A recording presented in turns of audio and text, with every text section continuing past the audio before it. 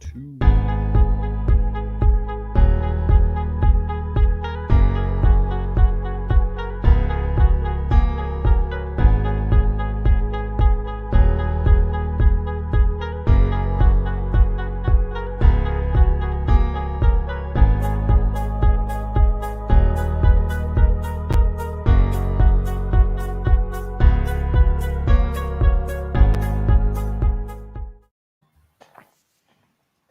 And we are live. What is going on, folks? This is your boy Blackwing 2040. Welcome to the live spoiler discussion of Zack Snyder's Justice League, also known as the Snyder Cut. I have a big amount of guests here with me today. First off, I'd like to introduce one of the key found members of the Three Black Geeks podcast. CJ, how you doing, man?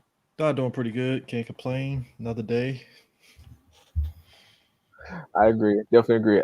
Next up, of course, you guys know him. You remember him from my Disney Investor Day live discussion, Mr. Denzel B. Wren, aka Master Wren, Denny B. Wren. How you going? How you doing?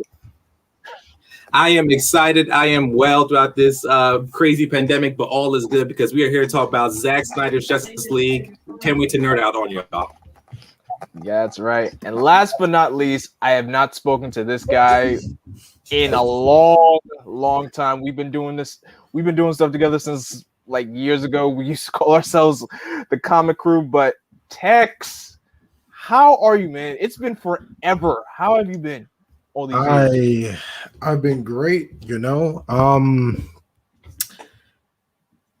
This year hasn't been, last year and this year haven't been the easiest for a lot of us, but I'm very thankful. And I'm glad to be here and to be able to reconnect with such a great individual like you, Blackwing, and other fine geeks and nerds such as myself. Definitely. I definitely agree to that, man. So, last week, Zack Snyder's Justice League, aka the Snyder Cut, has finally released after 4 long years of begging and pleading and hashtagging release the Snyder Cut. It's been a while. It's been a long time, and now it's officially here. And I definitely got to congratulate all the people who were part of the release the Snyder Cut movement, and everyone put their heart, their blood, sweat, and tears into helping Zack's vision get fully released. And like I said, never underestimate the power of the fans, because the fans have the outcry, and sometimes when they do, when they win, this stuff like this happens. We get what we want. So I'll start off with you, CJ. How monumental do you think this whole release the Snyder Cut thing was before we even knew that there was like a Snyder Cut? I think honestly, on the surface, it sounds monumental, right? Because, for the longest time, there was always this thing of like, oh, man, there was a Snyder Cut, there's a director's cut, and blah, blah, blah, right?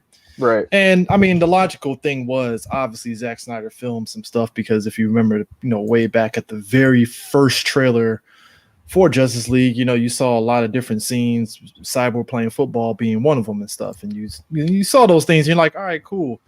And then you saw the theatrical cut, you're like, hold up, something's missing out of it. So you kind of figured, hey, they must have cut certain things out because when you make a movie, obviously there are going to be deleted scenes or extended scenes that didn't work out for the film.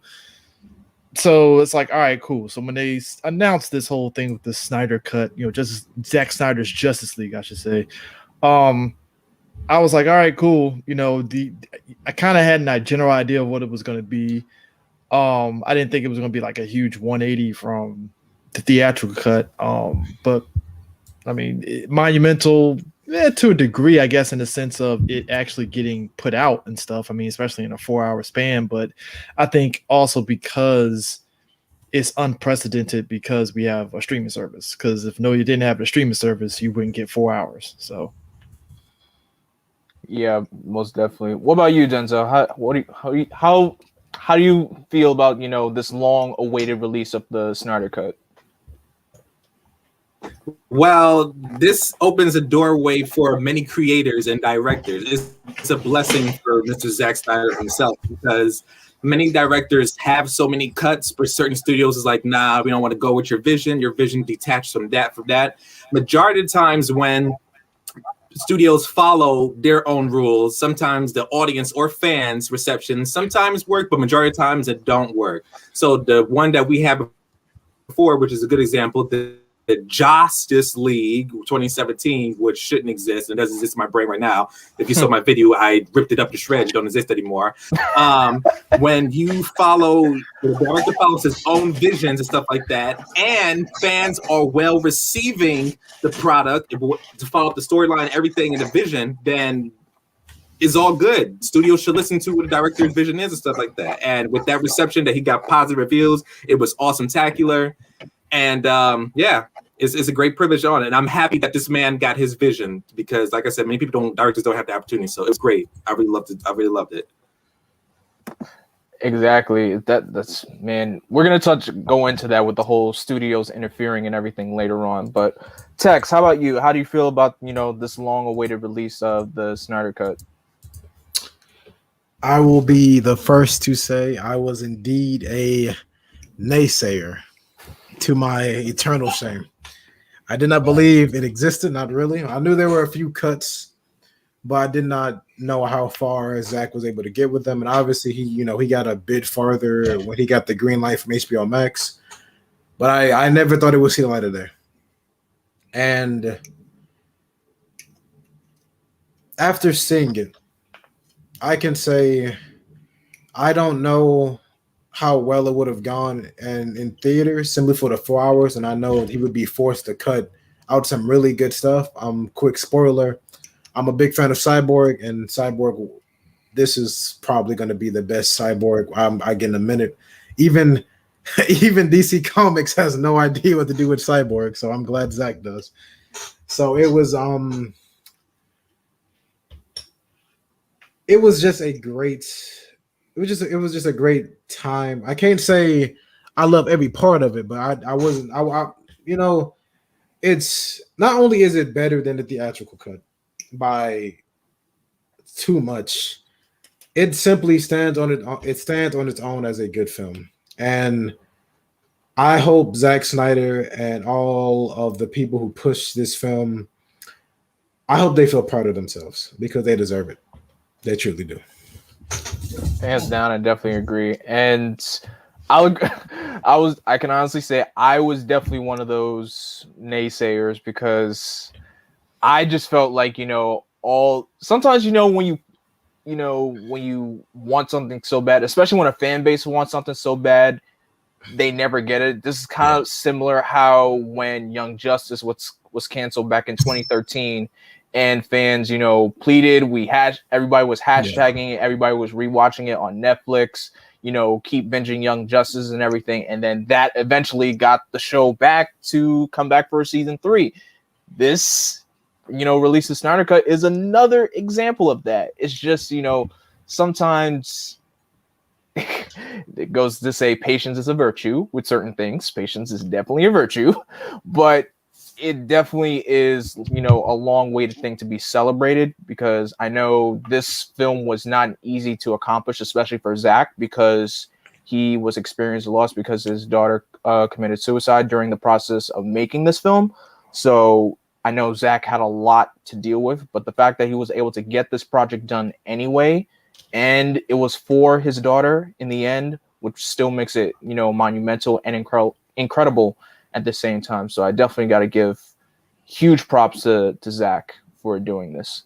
So now let's get on to the nitty gritty of the film. This film, of course, this whole discussion is straight up spoilers because the movie's already been out for like pretty much a week already. So everybody pretty much has seen it at this point. So honestly, I could say this film goes, like Denzel said, the 2017 version has now been erased from my mind. It's gone. I don't care about it anymore. It's just like, this cut makes the Justice League cut look obsolete. And I was amazed just to see every single scene that we saw that was in those trailers from way back in 2016 be shown here in this film, from the scene with the League rescuing citizens, from their interaction with Commissioner Gordon and everything, from the final battle to the flashback scene with Darkseid and everything got fleshed out very well. So I'll start with you, Denzel. What would you say, which scene out of the entire film would you say was your favorite from the original cut but got fleshed out a lot more?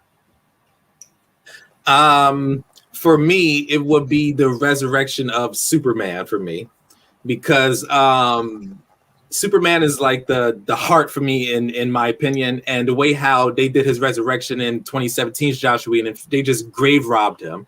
It just felt weird and all over the place, and of course Henry Cavill's weird mustache and mouth and lip and all that stuff. I wasn't satisfied with that. I'm glad that's out of the picture, but the way how he was resurrected into Joss Whedon's version, it was but I needed his black suit. I need something to be very comic related, stuff like that. And then sometimes it felt like it paid off, but it didn't pay off and stuff like that. It felt like it detracted from Man of Steel and Batman v Superman in some way. But what I really adore in this version, I watched it yesterday, but what I really adored in this version for Zack Snyder's Justice League is when he came back with the black suit. We dive more deeper into these characters now. And when he came back resurrected, then you hear his father, Jor-El, talking to him. You have the Man of Steel vibe and the theme song when he's in the ship and stuff like that. Then when he embraces his Superman moment and goes up in the sky and the sun and just like he's resurrected, like, yes, this is the Superman. And what we talk about then him beating down Steppenwolf like the dog and all that stuff, and just it was groundbreaking. Superman, they did a great job for me, in my opinion, for Superman at the end for me. That was my little thing. It's a lot more that I love, but yeah, that was my redemption for it. Oh yeah, for sure. The way, the way they brought back Superman as a whole was way better than the original cut, the theatrical cut for the film, because a lot of the stuff you could see, even when the film begins, a lot of the stuff is not there. For instance, the bright color, that's gone. And immediately I was like, wait a minute, there's no bright color in this. I'm like, I'll admit the bright color in the original cut, theatrical cut, it didn't really bother me. I know it may have bothered some people, but it didn't bother me at all. But I could still say all the cheesiness, all the, the Marvel vibe that Joss Whedon was trying to give with this film, that is completely gone. And I'm actually kind of good that they took all that stuff out. So what about for you, CJ? What scene from the original cut was fleshed out a lot more for you? I would probably say obviously the Cyborg stuff is probably the one that stands out. Probably stands out way more than the others. It's probably the only one that I can legit say that it made more sense and stuff. I was gonna say Aquaman, but I felt like they didn't really need to have those scenes at Aquaman because one, the movie, the Aquaman solo movie kind of negates why are you talking air bubbles, which kind of shows how restricted, Zack Snyder is when it comes to filming Aquaman underwater scenes, which was weird. But I think with Cyborg stuff, they fleshed them out a little bit more. Granted, though, I would probably say it's probably a little too much. So I would probably say like some stuff they probably could have, cut back like maybe a minute or two. But for the most part, Cyborg is probably the one that stood out way more than everything else. I definitely agree. Oh yeah, especially Cyborg. I'll say my opinion about Cyborg for later on. What about you, Tex? Which scene was a lot fleshed out for you in this cut than the theatrical cut? As a whole, I couldn't say a scene, but I could say more of a idea, which would be, I feel like, the chemistry between the Justice League themselves. In the theatrical cut, I feel like there were attempts to make chemistry, but I also feel like there were too many times where I feel like the relationship between the Leaguers was either made up for laughs or it was made up for like fake drama. Like, for example, Aquaman and Wonder Woman pretty much have rarely anything in the theatrical cut. They have that one scene with the lasso, which is admittedly funny, but it also kind of feels, like whatever. I thought more the talk they had about Atlanteans and Amazons in the Snyder Cut was a lot more interesting. How they have similar beliefs despite their people being at war. They don't like each other. Plus, both of them being halflings too. Yeah, so like they felt more like a bond. Batman and Wonder Woman, I feel like they bounced off each other more. For me, I the whole little thing they had going on in the theatrical cut with Bruce bringing up Steve Trevor and she just breaking his shoulder or whatever she did. It just felt like I don't know if those characters would have this conversation at this time. It just felt like it wanted to be a bit more dramatic, and it felt like I get what he was going for, but I feel like the relationship again in the Snyder Cut, it feels more fleshed out. They feel more like colleagues getting to know each other. Cyborg definitely feels like, well, he does lose a bit of his. He lost a bit of his charm that I feel like the theatrical cut gave him. Like when he catches Aquaman and he's like, "The ride ain't over yet." I do miss that line, but in the realm of the Snyder Cut, it wouldn't make sense if he said it because he's still, very new to this. He's still a very dark individual. He just saw his father die. Like I wouldn't expect for him to smile with Aquaman. He'd be like, "Yeah, you're welcome." There you go. So as a whole, I'm a big fan of relationships in teams. To me, you have to have a good relationship on your team. That's why probably one of my favorite runs of Justice League is I think 2005 run. I'm not sure when it was Arsenal and Vixen on the team. Oh, the whatchamacallit, I think I know what you're talking about. The Brad Meltzer and the Dwayne McDuffie run. Yeah, you've seen the wallpaper, all them together. I love that. I love that run. Yeah, like for me, if you're gonna make a good superhero movie, the team has to have chemistry, and I feel like the Snyder Cut did do that quite a bit better in a lot of areas.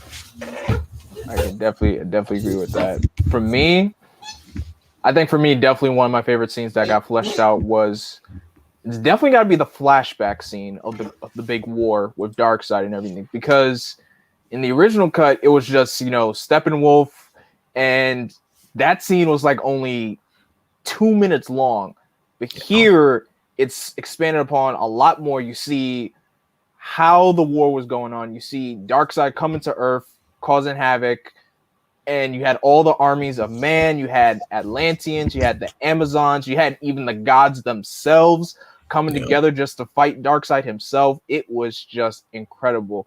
And I love how Darkseid was getting, the upper hand a little bit until, he just got attacked by Ares, and that he they both jumped him. I was like, Jesus. Once he got jumped by Ares and the rest of the gods, I was like, okay, that's it. I'm out of here. I ain't I'm leaving. Take me home. Because that scene alone could have, could have really done a lot more with in the theatrical cut as well, because I know they use the same lantern, because there's this whole line with Steppenwolf saying, Earth is unprotected, there's no lanterns, no Kryptonians. So I was really, looking to see if there was going to be like other lanterns in there, but trust me, that's a rant I have going on probably later on during the discussion, but I'll have that same rant. But for being a fodder Green Lantern, like he didn't get to do much. It's still, even in the Whedon cut, I was like, it's a Green Lantern. I'm going to get excited, even if he kind of gets beat in a few seconds. Right. So I was just like, why not? I got something. He's no Hal or John, but whatever. I'll take it. Like it's a lantern is in here, so I'll take what I got. I'll take my chances. So definitely the big battle scene was definitely one of my favorite scenes. And also, let's jump to the opening scene with Wonder Woman, how it's way different from the theatrical cut. I honestly have to say this opening scene was way better than the opening scene in Wonder Woman 84. That's just me. I find this opening scene with Diana was way more, it wasn't cheesy. I mean, I find the moment where, she interacts with, the girl that was, all the girls that were hostages. That's what Wonder Woman does. She interacts with the people that were, almost got their lives taken. But this form was a lot better, was way better, because I totally forgot how it happened in the Whedon cut, because like I said, the Whedon cut's out of my mind. But that, it happened more or less the same way. I think the only difference is in Snyder's cut, we actually see them when they pull up to the bank and they shoot the guys and they replace them with the other people. We see more of the longer process, and it's kind of like, well, I didn't need to see that, but they show it. Obviously, he had 4 hours, so he shot a scene of him walking into the bank instead of just cutting to them walking into the bank and then doing that and stuff. So it's like an extra 30 seconds, so. I'm sorry. I also love what they did with Wonder Woman, man. They made her like a warrior, like extremely warrior. This is not the Wonder Woman like Patty Jenkins Wonder Woman, all about love and all that other stuff. This is the Wonder Woman that I'm talking about, that I was raised to see, like in the Saturday cartoon Justice League cartoons that I was raised as a warrior about her. Her new theme and the Amazon theme that they gave her was spot on, and just the bank scene, which is brutal actually. She up there throwing the dudes up there, and she threw one dude on the wall, and the blood splattered out and stuff like that, and killed the last guy with her. Or you see his hat just flapping. Like, yo, you exterminated him. Like, yo, this Wonder Woman, to me, in my opinion, in this film was great. The intro was great. It was way better, in my opinion, and so awesome. I'm sorry. I did enjoy. Go ahead, my bad. No, you're good. Yeah, I did enjoy this one. Full disclosure, I know me and Zack Snyder have a few different views about the whole killing rule, but I see no point in complaining about it at this point, because it's like, he's made it very clear. He's made it very clear his feelings. Like, I see no point in me going like, oh yeah, she murders them. It's it's like he's made it very clear his feelings on that, so I see no point to like just pick the movie on it. And I will say, I do think the one big difference between this and the Whedon version is this version, it's very clear she kills them, and I do think the last kill on the main guy was a bit excessive. Like, he's kind of just this normal guy. She's already blocked his bullets, and she just like destroys him in the bank. I was like, Jesus. I mean, yeah, he was a bad guy. Sure, he probably deserved it, but I feel like she could have just punted him like she did the others. But overall, the scene was very epic. I definitely agree. While I'm a fan of Patty Jenkins's first Wonder Woman, for me personally, she dropped the ball in 2. And I feel like if you're gonna write Wonder Woman, she has to be that perfect balance of love and a warrior, not just too much one or the other. Right. And I feel like Zack might lean a bit towards the warrior, but he has enough of the heart too. For me, that's what I wish Patty Jenkins kind of had. I wish she kind of felt more of the equal ground. So as a whole in general, Wonder Woman in this movie, I feel like is really good. I do think in the other cut, she was there. She's Wonder Woman, but in this one, while she doesn't stand out like as much as I feel like Cyborg and Flash, because they get a lot of big scenes, she still stands out enough on her own to be a good character. Which props to him for doing that. Yeah, most definitely. I want to jump to the scene where Bruce is looking for Aquaman. I like how they did use the same scene. Of course, it was longer, but can we talk about how, after Bruce is trying to recruit Arthur, he swims off, and then right before he swims off, you have the whole village singing like a whole 2-minute hymn. See, that's the issue that I'm about to get what he's about to say. I did not understand that. I didn't get it. And that's my issue with the movie. It's one of those situations where I understand you're on a streaming service, so get your 4 hours in. 4 hours, 4 hours to me for a movie, it highlights any flaws that otherwise you kind of would ignore if it was a 3-hour film, because it blows at a certain thing. So when I'm saying, oh, you lost your mind, Bruce Wayne, and then you fly, he swims off and stuff. It was like, all right, cool. We're gonna cut to the next scene, and then they start singing. I'm like, whoa, hold on. What are we doing? A full-on 2-minute hymn. A 2-minute hymn. Which that's where it started with me watching this movie, and I was like, and that's 2 minutes you could have took out of this film right here. And that's, to me, that represents a lot of stuff in this movie where it's like if you take 2 minutes here and there and take all the slow-mo stuff out the way, you got a 3-hour movie. Yeah, I think and that whole, because the thing of it is, I didn't mind actually seeing how Bruce got to there. I mean, obviously, I can use my imagination in theatrical cut and say, "Oh yeah, he got there by helicopter or somehow he got there." He's right? Batman, you know, he got there. So I don't mind not showing me that, but I guess Snyder was like, "Hey, we gotta show him on horseback," and he goes to the village. All right, cool. And they threw that line in, "Hey, you can't reach it by helicopter." All right, that's fair, fine, whatever. So I actually like that whole sequence to a degree. I will wholeheartedly admit that. It's just what happened at the bookend this whole thing. It's like, yeah, cut that by like 2 minutes. Am I supposed to get it? I just don't. Well, I don't get the language. She sniffed. I mean, she sniffed the sweater. His jacket, which was weird. Again, Zack Snyder has a very specific style. They can work at times. But that scene, I can see why he didn't make it to the full board in the furrow cut. You know, it was just, I don't know. Well, I think, in my opinion, I thought it was cringeworthy a little bit, but knowing Zack Snyder, he loves to dig into mythology of these folks. So I think these folks, he just wanted to show that these folks were Aquaman believers, even though Arthur Curry denies that there's no such thing as an Aquaman fishman, but these must be like religious zealots of Aquaman. And since he's a legend, I guess that's why he wanted to introduce that little singing, you know, I mean, Aquaman swims in the water or something, you know, what she was thinking. Yeah. But yeah, I think that was my thing. It was decent though, but it was, yeah.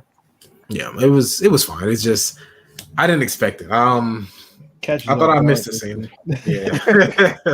Trust me, like even when the scene cuts to the next shot and they're still singing, I'm like, why are they still singing? Like, yo, cut this now.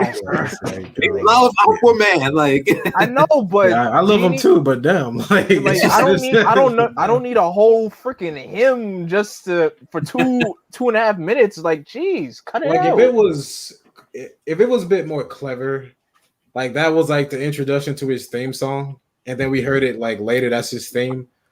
Maybe. Yeah, that could have worked to a degree. Yeah, that could have been something. But this is just, it didn't lead to anything. It's just, I just wanted to show this. You know, this is nice. She's a good singer. I mean, if the idea is that he is obviously a god to them, it's like I kind of sort of get it, but it's like, you didn't have to have him singing. I mean, I would have rather they just showed her cut to the girl grabbing the sweater and smelling it, and then boom, end scene. At least then it's like, all right, that's a funny little scene.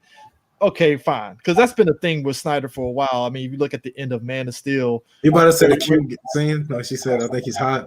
Yeah, it's funny, but it's subtle. She ain't busting out in the song. She's just like, oh yeah, she would do what most some women would do. It'd be like, oh, he's very hot. It's like, all right, cool. All right. Yeah. All right. So I guess since we're talking about the whole recruitment portion, let's talk about.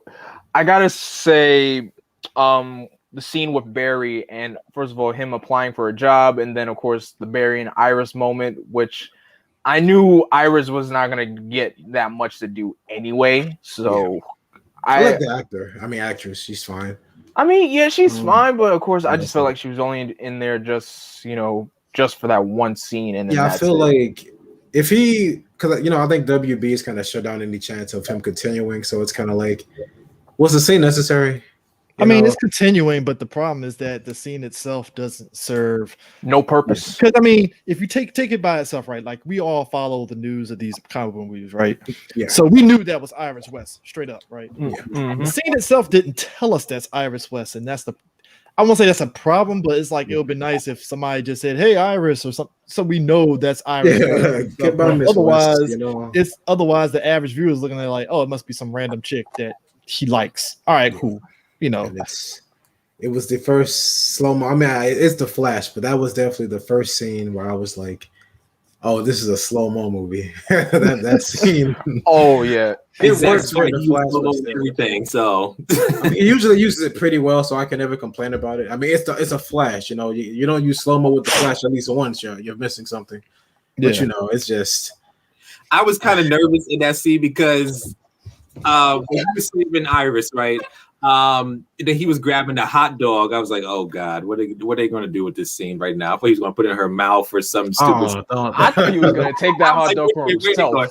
But he put it in her pocket, in his pocket, and they just gave the dog. I was like, all right, cool. As long as ain't nothing like stupid, like that's what I was getting nervous. Oh yeah, but I thought the scene was dope and stuff like that. Even though Warner Bros. Says they're not going to go with his vision, I would kind of see Iris appear again in the Flash movie. But who knows?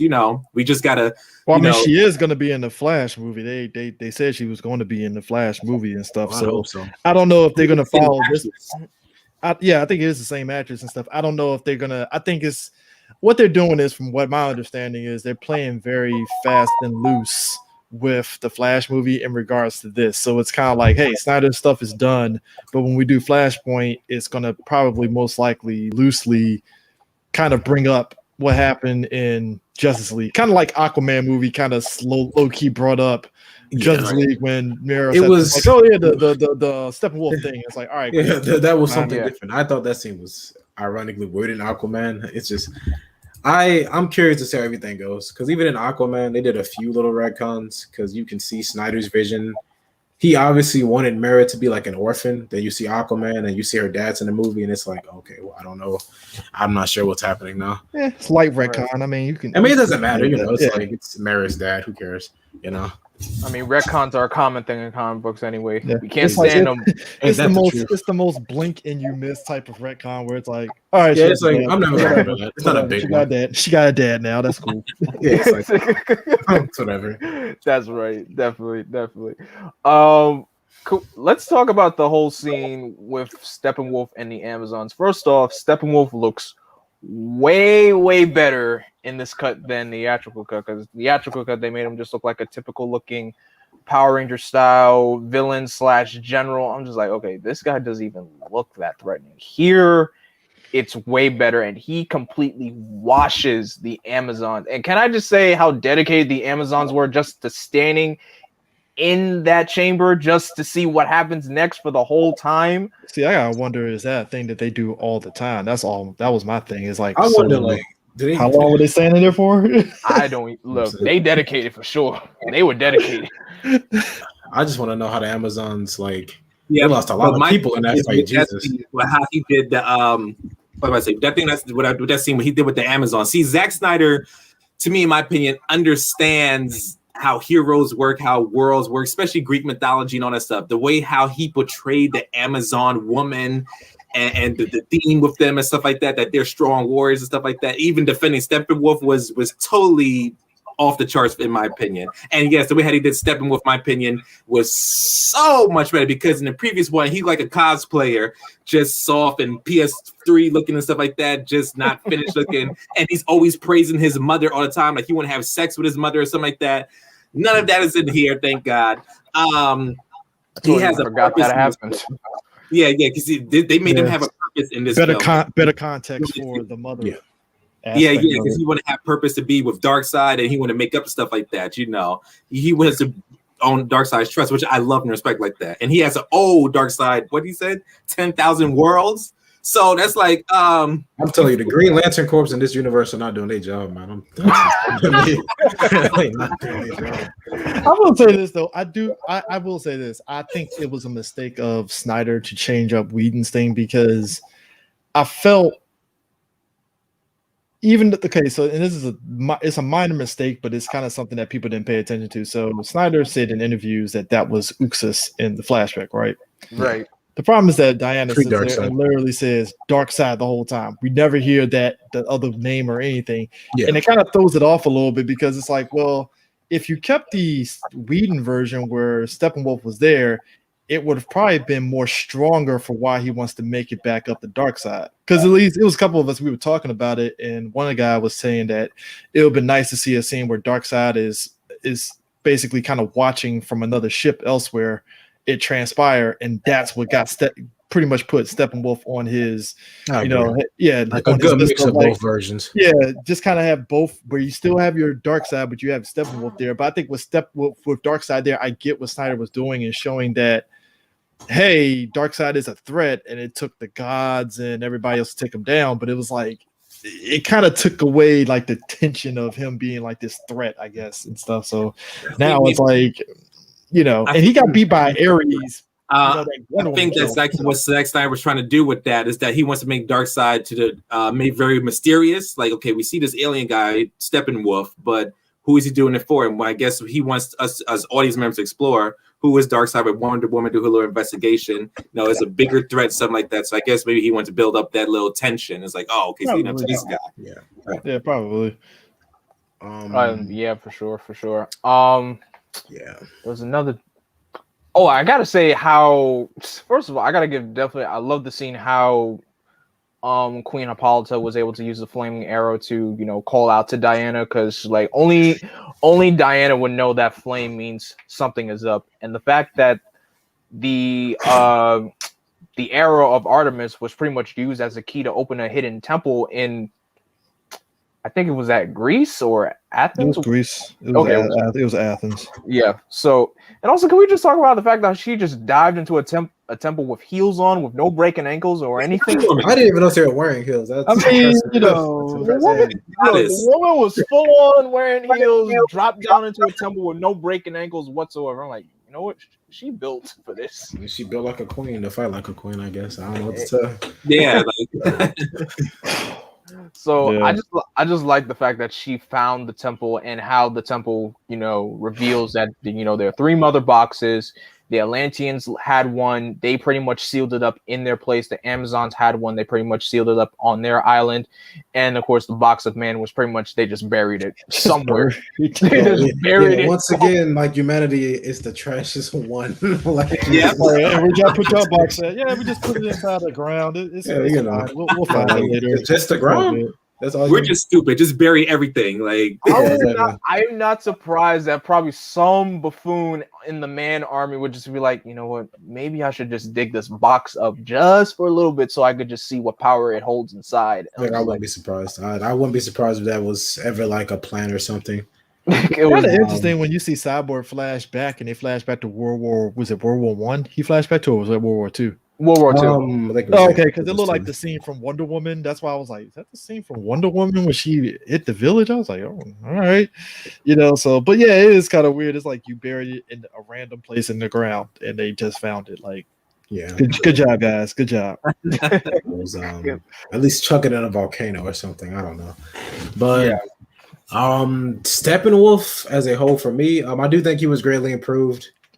Honestly, the only thing I liked about Joss's Steppenwolf, and I use it like loosely, was like one line he said. I liked it more than the line he said in Snyder's cut. That's about it. I think it was the line when he was interrogating like Silas and the other like doctors and whatnot. Mm-hmm. And they were like, please, I have a family. And, in the Whedon cut, he's like, why does everyone keep telling me that? I thought that was a nice little line for a villain. Like, again, like the Whedon cut has gems in it for me that I wish carried over, but as a whole, it just kind of fell flat. Yeah. For sure. I don't remember what he said in the Snyder cut, but, as a whole, he did feel more intimidating, which I like. I love intimidating villains. For me, that's why I do love Loki I like Loki as a character, but for me in Avengers 1, as a villain, it gets hard to take him seriously when every single Avenger has outsmarted him or beaten him at least once throughout the movie.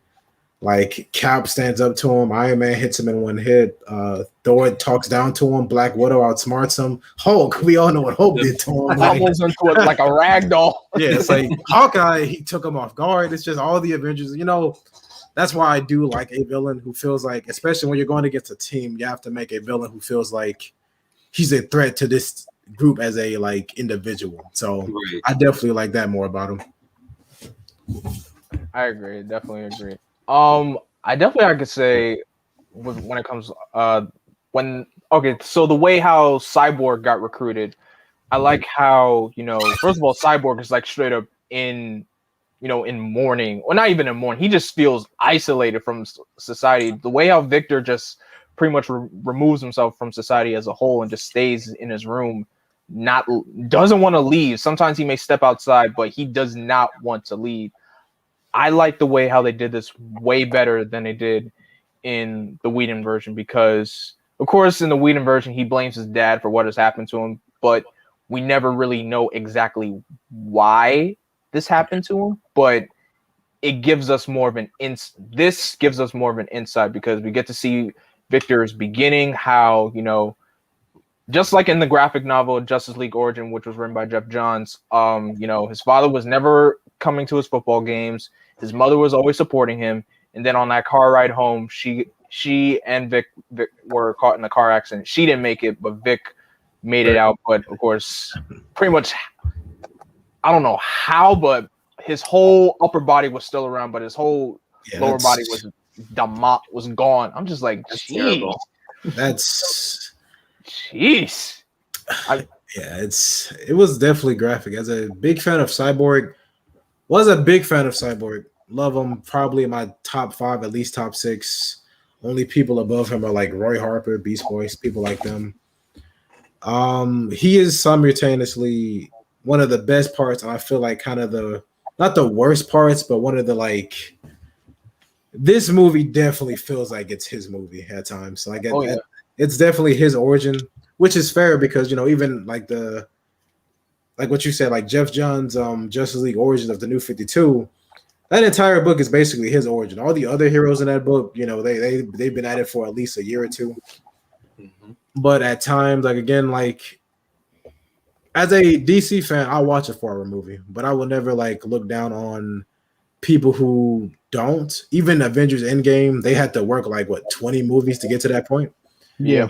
And Cyborg definitely, I wouldn't want to lose his scenes because I feel like those scenes help him a lot as a character. Whereas in Whedon's version, it was okay. He was an okay character, but you can definitely feel like he's kind of like not priority. He's not Batman. He's not Wonder Woman. In this movie, he feels more like relevant, which he really is to the story. Mm-hmm. But at the same time, it's almost like I definitely get it because he's the one character there who arguably isn't a A-lister. Like everybody knows Aquaman, everybody knows the Flash, everybody knows the Trinity. Cyborg is that guy that you saw on Teen Titans. You thought he was cool, but I've talked to a lot of people. Every time I ask somebody who's your favorite Teen Titans from the cartoon, they'll say anybody but Cyborg, and I'm like, that hurts my feelings. So, yeah, like there's a lot of Raven and Beast Boy fans, I'll tell you. Of course. But Cyborg as a whole, I mean, he really helps this movie, but he's also like, he definitely also extends it. Like, he's not as bad as like the Haim during the Aquaman scene because he is like actually relevant. But it's also one of those times where, like, I don't know what I would cut because I honestly think every scene with him was good. Maybe I'd cut some of the time of him learning his powers. I'd probably keep the scene with him helping the family because I think that shows a lot of his heart. Maybe some of the football game, just cut to the end of him just getting it, and then he's with his mom and they drive. But principal stuff. Yeah, you know. But as a whole, like I was really impressed by how Cyborg was done. I did not expect to leave this movie or any Justice League movie with Cyborg being my favorite, other than the fact that he's just a character I already am really a big fan of. So that was good on Zach for that. You'll always get props from me from turning a character not that many people care about to a character that like steals the show a lot. Heck, that's what the MCU. That's pretty much how the MCU got the ground. They built on. Nobody. I mean, Captain America was cool. Iron Man were cool, but I don't know if they were A-listers. They are now. I mean, those are characters that, like, I think a lot of people tend to forget. Like, those are characters that, for the longest time, when they came to Marvel Comics, it was just X-Men, Spider-Man, and Fantastic Four. Oh yeah, those were the big ones. Maybe the Hulk to a degree, but like those were the big ones, and like the Avengers were kind of like, they exist, they're there and stuff. And I think in a situation that the MCU was in, they had to like lean on those B+ player characters to build them up to that level. And I think, like I said, DC has always had a head start on Marvel, but I think the problem with this is, and it was kind of one of those things that highlighted it for me when it came to New 52, is that I always felt like Cyborg being on the Justice League was like a mistake. especially when you had. Yeah.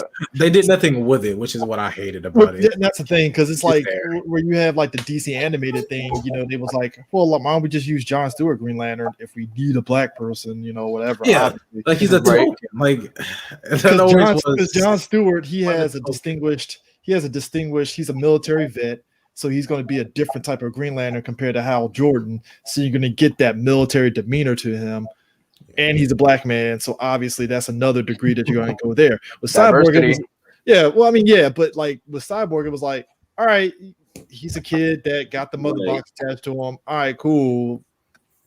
But he just it would work better for him on Teen Titans because he had other people his age range to bounce off of. Also, Cyborg got a lot of potential, but it's just they didn't do nothing with them in the comics, unfortunately. That what kind of sucks. His solo series, sure, but with him on the Justice League, it was like it was every time I think DC hears my cries for Cyborg, like Justice League Odyssey.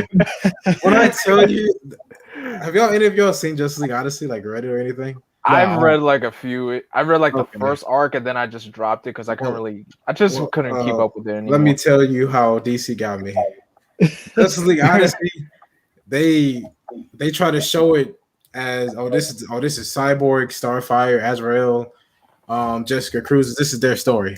That is a lie. Halfway through that run, Cyborg, Starfire, and Azrael made antagonists, and they barely show up, and it's just Jessica Cruz's story. So once again, Cyborg gets the bitch. Like his own book. Like this is his book. Like Cyborg's the leader of his own Justice League. Lies. Gets replaced by fucking Dexter. But you know. Like how in the world did this happen?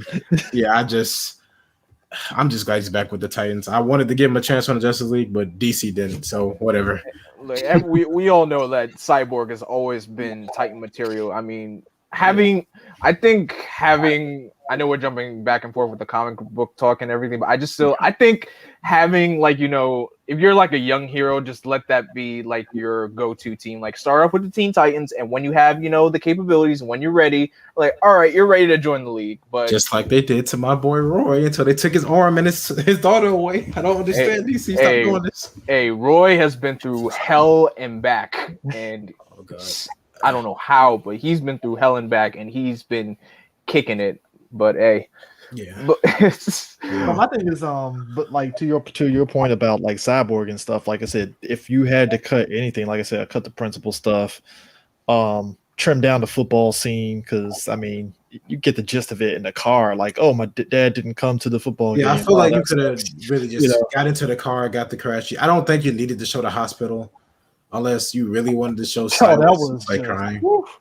Yeah, that was crazy. And I think the thing of it is, I think more than anything, Joe Morton, he really kind of acted his behind off. Like that guy, you put him in the movie, it's like he's that dude is underrated, man. A simply underrated black actor. I wouldn't have killed off Silas Stone because I wouldn't either. I feel like his death was kind of like this. Okay, well, and that was the big thing that I liked about Josh's is that we need to find out where Steppenwolf is. Let's find heat, you know, with anomalies out in the world and stuff, like search for it. I was like, all right, cool.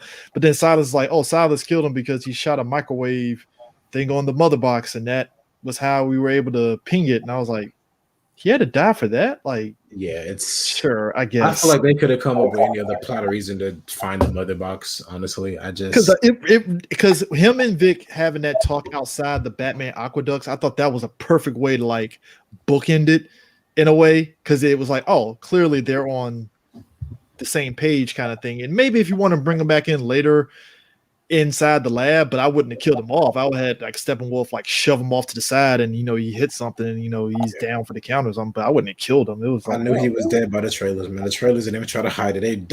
I didn't even pay that part of the trailer, but you're right. Yeah, like Jesus.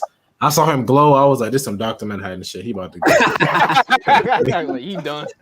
He's not making out of that one. Definitely not making out of that one. But not Class Go. Do not collect $200. He is.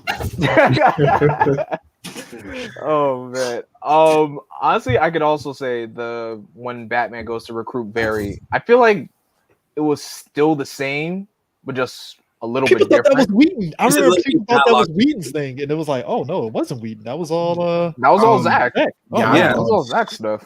There's I one mean- thing I definitely don't like. It's Ezra's. I don't like his Barry that much. I mean, look.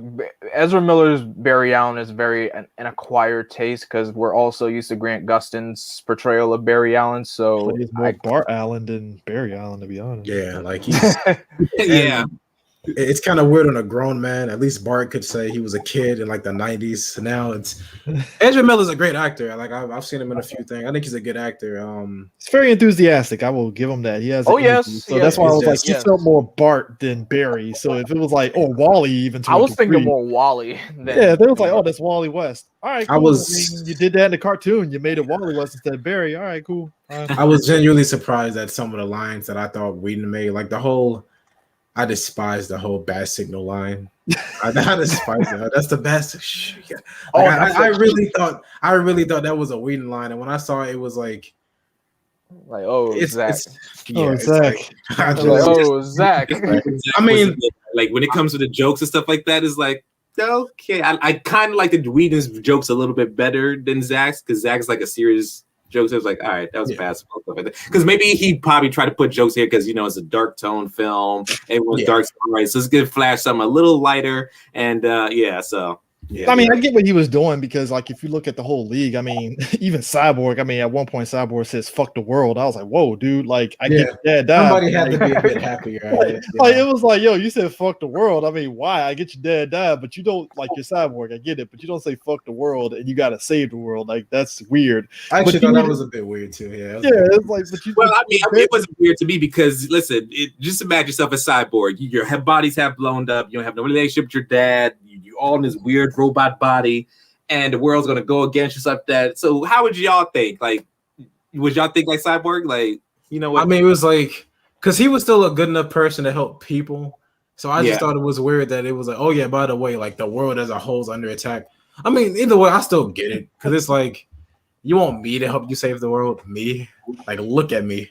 Like I don't understand. Like when he said that, I was like, "Whoa, there, buddy, what's going on there?" Actually, one thing I'll say about the overall tone of the movie, I don't think it really needed the R rating, honestly.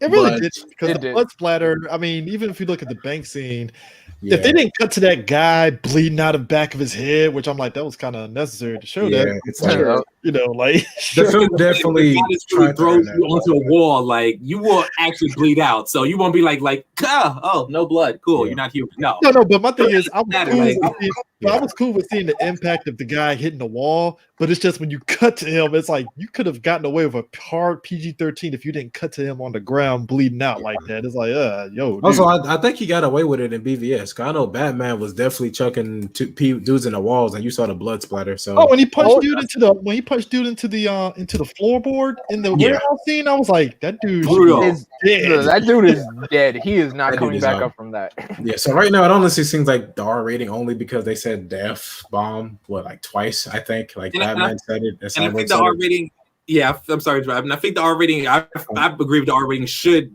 continue on with this. I mean, make it brutal, make it, darker, cool. Kids and stuff like that. Just, see something. Because there were a few brutal things to be fair. I think you're right because I know Steppenwolf definitely chopped that Atlantean dude in half. I forgot. Granted, Shazam was pretty dark, and that was a PG-13 movie, so you can get away with a hard PG-13. Shazam surprised me. Like that little boardroom, I was like, Jesus. That should have been R-rated. That was like an R-rated moment right there. I brought my nephew to see that, and I was like, yeah, like this is like some. Should you be like when I was a kid, I think I saw Beetlejuice. Like that was like some. Like back in the 90s where like some movies could be like this is PG-13, but this is like some hard stuff. Yeah. Like that's what it felt like. That's what Shazam was Like going the movie Jaws, for example. Jaws is rated PG. And look at all the blood spatter that the shark don't ate up everybody. Like, this is PG. And that was in 75. That was in 1975. I mean, because that was the thing. It was just like if you even look at like something like Predator in the 80s, that was rated R, but you see why as R because you literally see arms getting blown apart, people getting skinned alive. It's like, okay, well, that's awesome. Do it again. Like, I don't think the rating hurt the movie. It's just something I noticed. I was like, the R rating was like, it's fine. I don't know if he needed it, but sure. Yeah, he used it, so I can't get too mad at him. Unlike some people. Because some people just get complaining about the rating and just like, wait a minute, it wasn't that bloody. It's just 2 F-bombs and everything. Like, you know what? Some people were used to R rating, and I'm like, bro, this was a PG movie, bro. What am I watching? I came to see a bit of something. I don't understand. I totally agree. Let's talk about the I want to jump to like the rescue scene where they're rescuing the hostages and everything from Steppenwolf. I love how this scene was played out because I remember when I think it was the San Diego Comic-Con trailer for this movie showed up, and it showed like, you know, the scenes with Cyborg saying, "Relax, Alfred, I'll take it from here," or like Batman was going to like the Nightcrawler saying, "My turn." Every single bit of action in this scene was just incredible, and I'm glad they got rid of the whole bit with Flash going like, okay, I know you guys are so, you know, pros about going into battle. I'm not used to going into battle. I just push people and run away. I'm just like, I'm actually happy. The original trailer with him dodging the paradigm, and that's why I was like, that's kind of weird choice to kind of take that little bit out, because it kind of makes Barry seem as though this is his first time out, but you just showed him in Suicide Squad taking out Captain Boomerang. So it's like that was kind of weird choice for them to do that and stuff. This one makes a better extension of Suicide Squad. Like, oh, Barry's been doing this maybe a year or two or whatever and stuff. All right, cool. That works. Granted, the circumstances are obviously different because he's not in the police department when he got his powers, which brings up another. Oh yeah, that's really weird. I like that was weird to me because I never noticed it until like I think at the end of the movie, where it's like, oh yeah, I got a job at a police lab, and I'm like, damn, how did this Barry get his powers? Like, I mean, it's not a big deal, I guess, because I never noticed it. I mean, but I'm curious though. Now I was like, I'm really curious. Was he just walking outside and just got hit by lightning? Like, Jesus. I mean, but yeah, like you were saying, that scene. I will say I do miss the save one person. I mean, I'm looking too much into it, but I like to think that that when he said that line to Barry, it was like. Again, I think I'm looking too much into it, so are some other fans, but I like to think that was like a similar speech he gave in universe to that Robin. Like, just save one person for your first try and then keep going from there. But as a whole, again, the Snyder cut scene is better. Like, I don't remember this being in the Whedon cut, but I do love as soon as like maybe it was, but I do love back to Cyborg. I love when Steppenwolf is about to threaten Silas because he opens his mouth like, Jesus, just stay quiet. You can maybe survive this.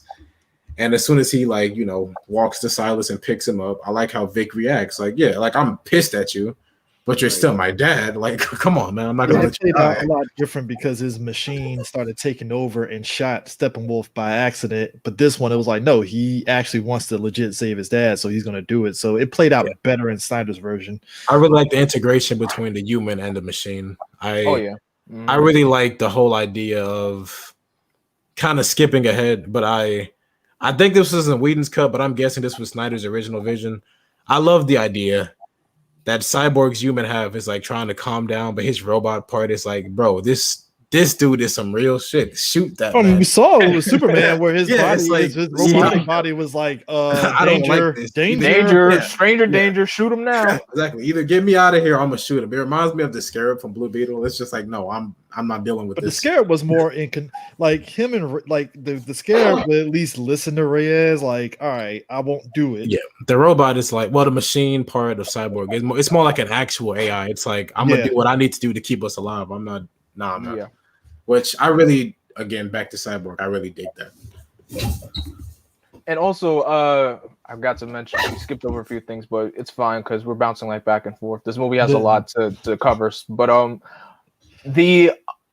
some characters that I didn't even know that were in them. I didn't know Ryan Cho. I did not know Ryan Cho was going to be in this movie at all. Because that's the thing. I know he didn't do anything, but I didn't even know he was. I wonder what the setup was. So was the setup that he was going to be like in Zack Snyder's original plan?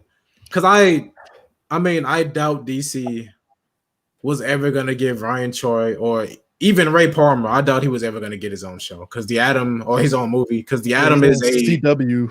Yeah, the Atom's a great character, but I don't know if they like. He's not capable of handling his own film, especially since Marvel kind of beat them to the punch with a shrinking hero, and Ant-Man's Right. all the rage now.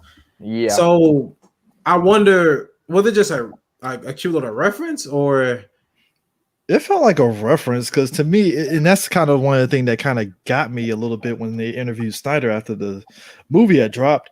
He was saying, "Oh man, I set up some wonderful stuff for him," and I'm like, "Where though?" Because He's just there. other than him opening up the shutters to show Superman ship, I'm like, he didn't really contribute anything because because it it could have wasn't just like, been some random guy? I definitely yeah, where you're it's coming from. like because it wasn't Yeah. like say, was it Amadeus Cho's mom or whatever who actually made the cradle that played a pivotal role in like Vision being created, right? So it's like, Right. all right, cool. I was thinking Ryan Cho was gonna do something pivotal to help out or develop something, and it's like he didn't do anything. Yeah, like, I've been working on No. What was the setup technology. here? I'm going Setup, to like- help you shrink your mother boxes. I don't know. If they It was put that in the movie, I would have took that. I mean, I would Jesus, I would have took like, oh, I'm developing the shrinking technology, and then Yeah. Silas looks at him and just laughs like, oh, that will never happen. It's like, Yeah. all right, I'll take that. that would be actually a funny payoff. It was. I mean, I don't have any history of Ryan Shore. Like, while I do like the Adam concept, I've never really cared too much about the character. The last thing I remember about Ryan Shore is that B-list. yeah. I mean, the last thing I remember about him is I don't know if the New 52s use him that much, but I mean, Final Crisis. That's yeah, I remember fucking what was it? Deathstroke killed him or something, and everybody was coming at him. Slade killed him. Like, yeah, but the most memorable thing about you for me is that A-list character killed you. There might be a problem. You know? I mean, You got killed by assassin. Like, oh, Yeah, like I remember the Justice League was after Deathstroke for that, and then they still let him go. I was like, what was the point of this? I don't. it's like I don't understand That this. they Look, can't make those him awesome again in the future films. Who knows? You know, see how they did with Ant-Man and Marvel. So DC Yeah, might make It could more. be cool. I mean, But the Yeah, I'm CW open to jumped the funny thing is like the CW, the Atom jumped before Snyder even touched it. So it's like he already grew giant in Legends, went small in Arrow. that's It's like that's one of my problems with like not with the CW or Snyder. I think they're both good. They both have their fans. The movies and CW, whatever. They're both great in their own way. I have a few problems with both, but I do think this is what people were trying to warn DC about when they announced there would be two different Flashes. Because you got to keep both sides of the fan base interested. Because it's like they've got to go big or go home with the Flash films now. yeah, Because that's I've what, got like Stephen 7 Amell was seasons. saying basically the same thing. He was like, "Hey, I'm very protective of Grant," and when they announced Ezra as Flash, I was kind of like, "Huh." Yeah, we got 7 seasons of Grant Gustin's Flash and him doing a lot of things. Don't get me wrong, like a certain scene that we all know, it was a great scene from Ezra Miller's Flash. Like, Yeah, but again, it's like we've seen so much from the Flash. It's like same thing with Superman to an extent. It's like Lois, Superman and Lois is a good show. I love it. it's excellent.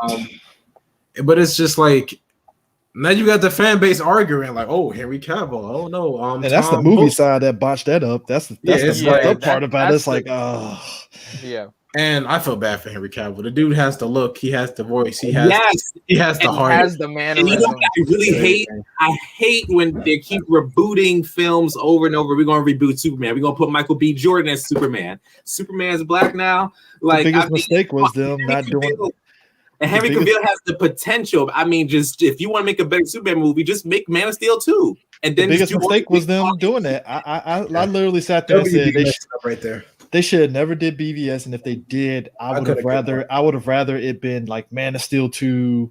And have World Finest. Brainiac come in. Or I wouldn't even be Doomsday. It would have been like Intergang. I would have did Intergang and Metallo. Boom! You just set up Right. that. Now I you have agree. to ask the question of, Because hey, WB Superman just- destroyed everything in the last movie. What does he mean for the people now after he did all the destruction? And that would have been a great sequel and stuff. I And you definitely agree. but they rushed it. They didn't want to admit it, but Yeah, like They were Yeah. competing against Marvel because Marvel had Civil War and they want Batman, Superman. They cram it all together. It was like, I understand, but DC, I want y'all to take your time and develop the characters more because one day Marvel might die down and this may be your time to rise up. So, good time, DC. Marvel Well- continues to just find ways to make their fan base come. But like, in my opinion, I like Wanda, I like Scarlet Witch, I like Vision. I love them in the comics. For me in the movies, I was like, man, I could care less. Like y'all killed Quicksilver. I don't care about these characters. Once it comes out, and respect to Marvel. They found a way to make characters that I feel like they didn't do much with in the movies and make people care about them. Right. DC, they have the star power, they have the characters, they have the company, WB, AT&T, whoever's in charge. I just don't get it. Like I just like look, all these wonderful characters. Like Green Lantern alone, I'm a Green Lantern fanboy, so I'll go to that. But Green Lantern alone, that's like that's like a whole universe on its own. Yeah. And yet these like WB, they're just like, now we're not doing that. yeah, Ryan Reynolds Green Lantern didn't do so well. It didn't do so well because y'all didn't want it to do well. Like speaking of like point, I know that like we're getting off topic, but this goes back to the Ryan Choi thing. Amanda Waller and Green Lantern. They were setting up some stuff with that, and then when it but she died in the movie, it wasn't really even Amanda Waller. It was just some random black chick. No, it was Amanda Waller. They were going, No, but I'm saying like they killed her in the movie, so it wasn't going to be like. Did they kill her? I thought she just got. She just got thrown to a glass wall, and then Hal just saves her by catching her in a water construct and sends her out, and you don't see her for the rest of the movie. Actually, okay, that's what happened. Okay. I'm sorry, because that's my bad. Maybe she did survive. I just remember her being so irrelevant that they just felt like I guess they wanted to use the name. They were basically setting up Cadmus as a thing in that because again, Green Lantern was supposed to be the start of the new DC movie universe and stuff. Which I love. Yeah. Which in that Green Lantern movie looked too cartoony for me. The CGI was off and everything was off. The only cool thing about that movie was the Green Lantern world. The Green Lantern Corps was cool, but everything else. The more I watch Green Lantern, I see the things that they had going. They had a plan. The universe was there. It's just a lot of stuff that screwed the movie over happened behind the scenes. That's pretty much what it was about. Usually when stuff like this happens, it always traces back to what happens behind the scenes. That's basically what it is. Yeah. But that's a big issue WB has. They like to rush a lot of things. I feel like if they took their time, because like he said, BVS shouldn't not have. I think it was too early for BVS. I don't know who's to blame, Zack Snyder or WB for Superman's death, but I just feel like it was too early, and I feel like even Snyder Cut. I feel like even the Snyder Cut couldn't save the whole full circle thing. I feel like he was going for with Man of Steel, BVS, Snyder. I just feel like Superman's death is like so. There's no weight behind it. There was no weight. It was like their second. It was their second film, and you just straight up killed the golden boy of the DC universe. In the passage of time, I mean, how many months or years was between Man of Steel and BVS in movie universe? Was it like a year or two? Maybe? I think they're following. Well, they were at the time. I think they like to follow the whole real life thing. So it was like 2013 to kind of like how Marvel was doing before the snap. Mm-hmm. They like to follow the real world example. Yeah. So it wasn't even that much time. It was like Nolan's how Bruce is fighting Joker at the end, like at the end of Batman Begins. Like, oh, I got the Joker calling card, and then boom, the next movie, he's literally about to fight the Joker. So it's like I'm actually confused on that. I was like, so was that their first meeting? Okay, no, I'm sorry. Let me. I'll leave those other DC movies for other things. Dark Knight's a great movie. I just never got that. I don't know. It was like. Was he just tracking him down for like 5 years? I don't know. I don't know. That's the thing. It's like in Man of Steel, it was just kind of like, all right, so that happens. All right, cool. You got a good setup. Whatever you felt about the ending, he snapped Zod's neck, whatever. All right, hopefully the sequel, they'll address that, and we don't address him snapping Zod's neck. Yeah. Precursor, I do love Man of Steel. So that's why I keep giving Zack Snyder more chances. And I feel like, I didn't like BVS. I feel like his Snyder cut, again... I don't understand why Chris Terrio wanted to do Death and Return of Superman. That made no sense. Like I said, when I first saw Superman's death in the theaters, I was like, okay, so they killed him off. It was emotional, but I needed a little more weight to make me. There was no weight. There was no weight behind it. They just kill him instantly. I feel bad for Martha. Zack Snyder films is like, all right. I'm sorry. Go ahead. I'm sorry. Since you look at the scene, it's like Wonder Woman could have just stabbed Doomsday and been ended. She could have. Just stab Doomsday in the back. Like, it's funny how you said that. I was literally reading The Death of Superman for the first time yesterday. I'm just like, yo, Superman is fighting off Doomsday by himself. The rest of the JLI are getting their butts kicked. Where's the other heroes of the DC universe where Doomsday is just It's that wrecking superhero logic. It's like in Marvel, like, oh my god, the Sentinels are attacking the X Mansion in New York.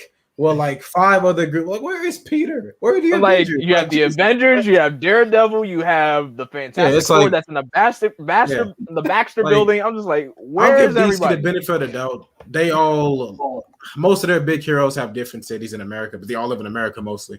Yeah. Marvel's like, we all live in New York and we still don't come to each To other. New York, It's New like- York, maybe DC. Avengers was fighting California, Thanos. that's about it.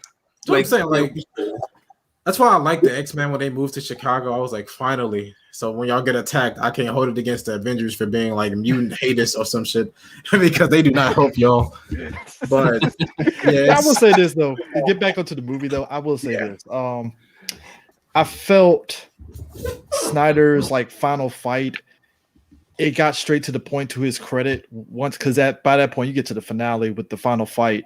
I felt that's when he finally got very concise and to the point, because you didn't have to worry about saving people and stuff. You're at an abandoned thing, and it kind of makes it a bit sterilized and stuff into final scene. But same time, the action sequence got straight to the point. It was no like, it was just like, all right, we're gonna see Bruce go down there and attack the thing, and then the Justice League coming in. All right, cool, dope. All right, I'm fine with that. You know, it wasn't just Bruce going on a freaking, suicide run for no reason. It's like, oh right, no, right. And what I love about the ending fight scene, no more of that stupid Russian family that's just randomly there. Yeah, There's no no point of being there anyway. honestly. the It was Russian just- family it was were a like- longer version of the Heim. I just like, why they here? Yeah, exactly. It's just so stupid because anytime I watch the Justice League versions, I just cringe every moment. It's like, why are y'all here? Why would y'all move in an abandoned place? And if you see a big giant demon, parademons, and Steppenwolf, why would you live there? What's the meme from Batman Returns that he talking to the Riddler? It raises too many questions. Oh, it's like, Yes. it raises too many It's like- questions. I can ignore only so much before it starts annoying me. Yeah, Right. I mean, it's like Steppenwolf obviously would choose an abandoned place. All right, cool. It works. We don't have to worry about that dumb siren thing, which I still question. Why did we even think that was a thing that needed to be done? It's like, no, you don't need to have a siren for fear. It's like, no, just, Right.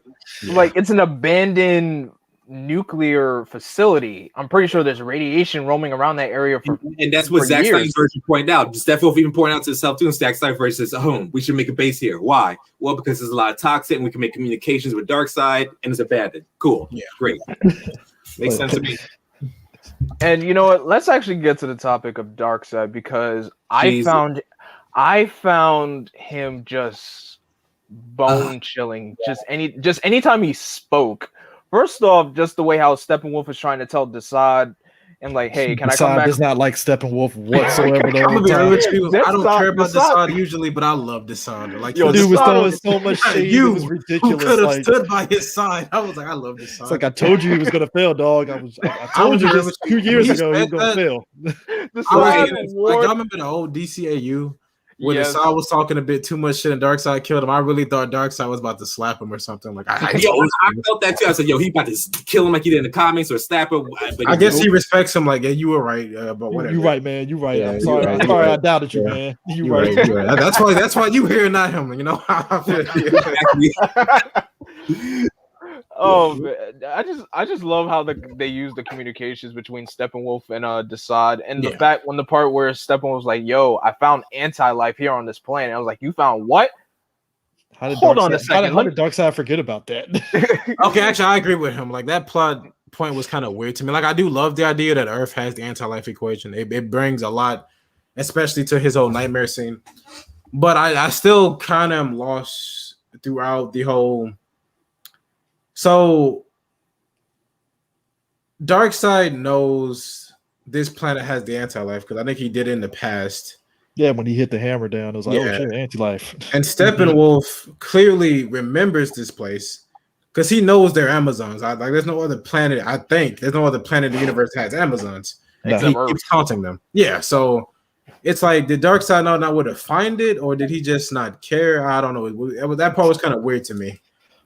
I guess I'm maybe pretty sure. bleeding out made him forget. I guess that slice from Ares made him like, I don't think I want to go back to that planet anymore. Yeah, like, what planet was that again? I don't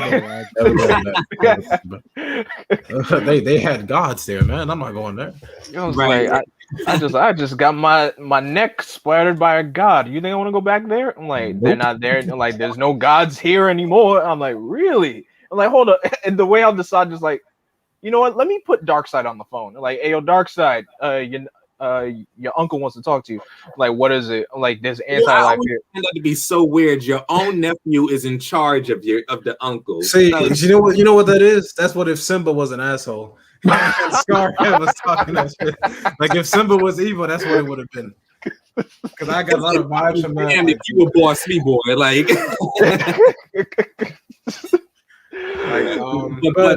But Darkseid and Steppenwolf's relationship made the movie work for me and stuff like that. Because, like I said, you could find what Steppenwolf's purpose was. He's doing it to win Darkseid's point. I could do this. I could take over $50 million of worlds for you, stuff like that. So, like in the menacing of Darkseid, to me, he was kind of menacing than Thanos, to me, in my opinion. Darkseid. Oh, yeah, definitely. Because I think Thanos is just more intimidating because I think what Infinity War and Endgame did, we saw him. What happens when you have Thanos with the Infinity Gauntlet, right? And it's like, this dude can put in work. And then in Endgame, you're like, well, how is he? Oh, he putting hands on everybody. Everybody at the gauntlet. Like, all right, it's like, yo, he's a threat both ways, and it's like, oh yeah, he's a problem. He is 100% problem. I think both can be intimidating, but I feel like Thanos is more progressive because he was like he had quote unquote good intentions. Right. Darkseid, the way the movie sets him up, it's like this dude Steppenwolf is evil. He's a pretty decent villain, but the way he bows and speaks in irreverence, like, and how his armor just disappears. Yeah, like the head thing was weird, but whatever. But I like the way he looks at Darkseid. Yeah, like he looks at Darkseid. I think it gives Darkseid his own bonus. Like, on one hand, I feel like it was a bit of a mistake to show Darkseid getting kind of folded at the beginning of the film. On the other hand, the way the movie just presents him, like it waits to show. It looks menacing. It looks menacing. Yeah, like menacing. The way that he sees, like. The way when Steppenwolf gets his head cut off by Wonder Woman, Darkseid does not react. He just steps on the head like unimpressed. He's like, decides like, I told you he was gonna mess up. That was the best bad guy death in movie history that I have ever seen. Because I felt bad for Steppenwolf afterwards. Superman came over. Superman was just pummeling dude. And then Aquaman, you see him pitchfork him. And then they taking turns. Superman punch him through the thing. And then one of them slices through the head. And it's like Darkseid, it's us. We're the Justice League. I really do dig that. Because Darkseid himself is like, I don't know. It's like, for me, it was kind of like, you guys remember that little minion that used to hang out with Thanos? Like the one that he was the one bullying Loki in Avengers 1. And he grabbed his face. Oh, yeah, from Guardians who died. Something like that. Guardians Galaxy. He just gets, fuck you. Like his neck just breaks. I'm like, that, wow. These the people you got hanging with you? Like these your minions? I mean, they kind of saved it with the Black Order. But the idea that the main villain of the first movie is just a lackey for like Darkseid, that really pumps him up for me as far as like how menacing he is, Yeah, most definitely. And Granny goodness. Oh yes, and I love how Apocalypse was set up, and just when Zack revealed it, like, yes, that is Granny Goodness, I could see, I'm like, yo, Zack had a plan. I mean, I'm not mad that he didn't have Calabac in there. I'm not asking for too much. But I mean, if he did, please redesign Calabac. Like I've never liked his design. Like he's just a big Neanderthal. So I think that was the point. He was like, it was supposed to be the Neanderthal. Right. I mean, it's kind of like, I don't know. I don't know if it would translate too well to like, it's kind of like Steppenwolf, because Steppenwolf's like, Whedon's design was technically more comic accurate. Yeah, it was kind of like New 52 minus the color, basically. Yeah, it was. Which I don't know. Maybe it was just the CG wasn't that good, but I feel like more alien looking helped him a lot more. I mean, the menacing aspect of it and stuff. It's just when he took the helmet off, it was like, Yeah, that was a mistake. I don't know why. I don't even know why they wasted the time like animating that. They could have just have him bow. Because at least with the helmet on, maybe you could probably say, okay, maybe he's an alien. I don't know. He's just some spiky dude. All right, cool. But it's like, yeah, it didn't bug me. It didn't really bug me at all. I mean, it's fine. It's not a big thing. It's just I was like, Jesus. He's like, dang, you ugly man. But listen, someone said on the comments when I was talking about Justice League that Steppenwolf had like Disney puppy dog eyes, like Darkseid. I actually, you mean like Snyder's or you mean Whedon's? No, Snyder's version, the new one. Yeah, I actually really liked his eye work because I don't know if this was like Zack's intention, but his eyes could be like hella menacing or they could be like intrigued, like when he was like the mother box was like, show me. And when he's looking at Darkseid and Desaad, he's really like that. Please just take me back. And that right. That's all Desaad says. That line that Desaad says is just. If we ever get more of some of this, I want to see more Desaad because Desaad's line where he's like, "Oh, okay, like I'll take this planet for you and Darkseid." And he's like, "Okay, well." You have 49,000. I was like, well, Jesus. I was Christ. like, yo, that's even more than my student loans. Like, I don't do student loans, but then 50,000, like, bro, like. Well, that's what made the whole thing kind of strange to me because it's like I would have rather him just be the reason why he's doing it because he failed to take Earth earlier in the movie. All right, cool. Yeah, like again, like a mix would have been the best for them, I think. Because at least then Darkseid sees and it's like, well, you failed me there, so this was an easy planet, man. Like what humans beat you? Come on, man. You let Zeus beat you? Couldn't be me, man. Yeah, like exactly. They call old gods for a reason. You know our name is new gods, right? Like, come on. Yep, right. Right. I want to talk about Lois and Martian Manhunter for a second. Oh my God. Okay, listen. Okay. Go ahead. Finish what you go to. I was going to say something. First of all, I just like how in this version they show how Lois is in mourning, like she hasn't returned to work in like however long period of time that Clark's been quote unquote dead, and and the fact that it took Martian. First of all, the fact that it was General Lennox Martian Manhunter the whole time, and I'm like. Dude, so if you knew, like, first of all, with Superman being the second, we could say Superman was like the second alien on Earth. I'm like, why didn't you? Of course, he did come to Superman once when when they were trying to find out where he lives, where he operates, and everything. But I'm just like, couldn't he just like pick a better time on the low when nobody was looking, and be like, oh, General Lennox. I'm like, that's my Earth name, but I go by another name. My name is John Jones. I'm the last survivor of Mars. I'm like. You got two people, the last survivor of each other's race. They could have done something with that there. So the fact that Jean only got like, 2 scenes, I'm not mad that Jean got 2 scenes, but I just feel like, if the general was Jean the entire time, why couldn't they do something with that in like the other film? They just didn't do a good job of setting it up. Because you remember in Supergirl, when we saw John Jones there, they did a pretty good job because we didn't know old boy was John Jones, but that worked. But so like when his eyes glowed, I was like, maybe he's a robot or something, because the Martian Manhunter being him being Martian Manhunter was the last thing on my mind. So I was like, all right, cool. And then we get to the last episode, and then boom, I'm John Jones. I was like, oh crap. And I think if he was really trying to use Martian Manhunter, he could have really seeded certain things. I'm not saying he had to explicitly do anything, but if the general was doing something quirky and weird in Man of Steel and BVS, it's like, oh, okay, cool. Yeah, I can see how he's that, But Man of Steel, he just looks like a normal general who cares. Like, again, I don't know whose fault it is. I don't know if it's WB or if it's Zack. It's not really a thing to blame, really, but. He claimed he wanted to use Green Lantern. That was the rumor. Yeah, the plan. We're gonna get into that. We're gonna get into that later.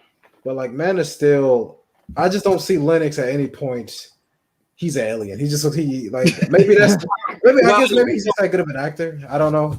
Well, in a way, as I was rewatching Man of Steel and Batman v Superman, and it was revealed that we know that he's gonna be Martian Manhunter. I was trying to look at his actions because. Let's say, for example, the end of Man of Steel, the missile came crashing down, and then, he's talking to Superman, blah, blah, blah. But then when Superman leaves, he doesn't look impressed at all. He's like, oh, I could do that too.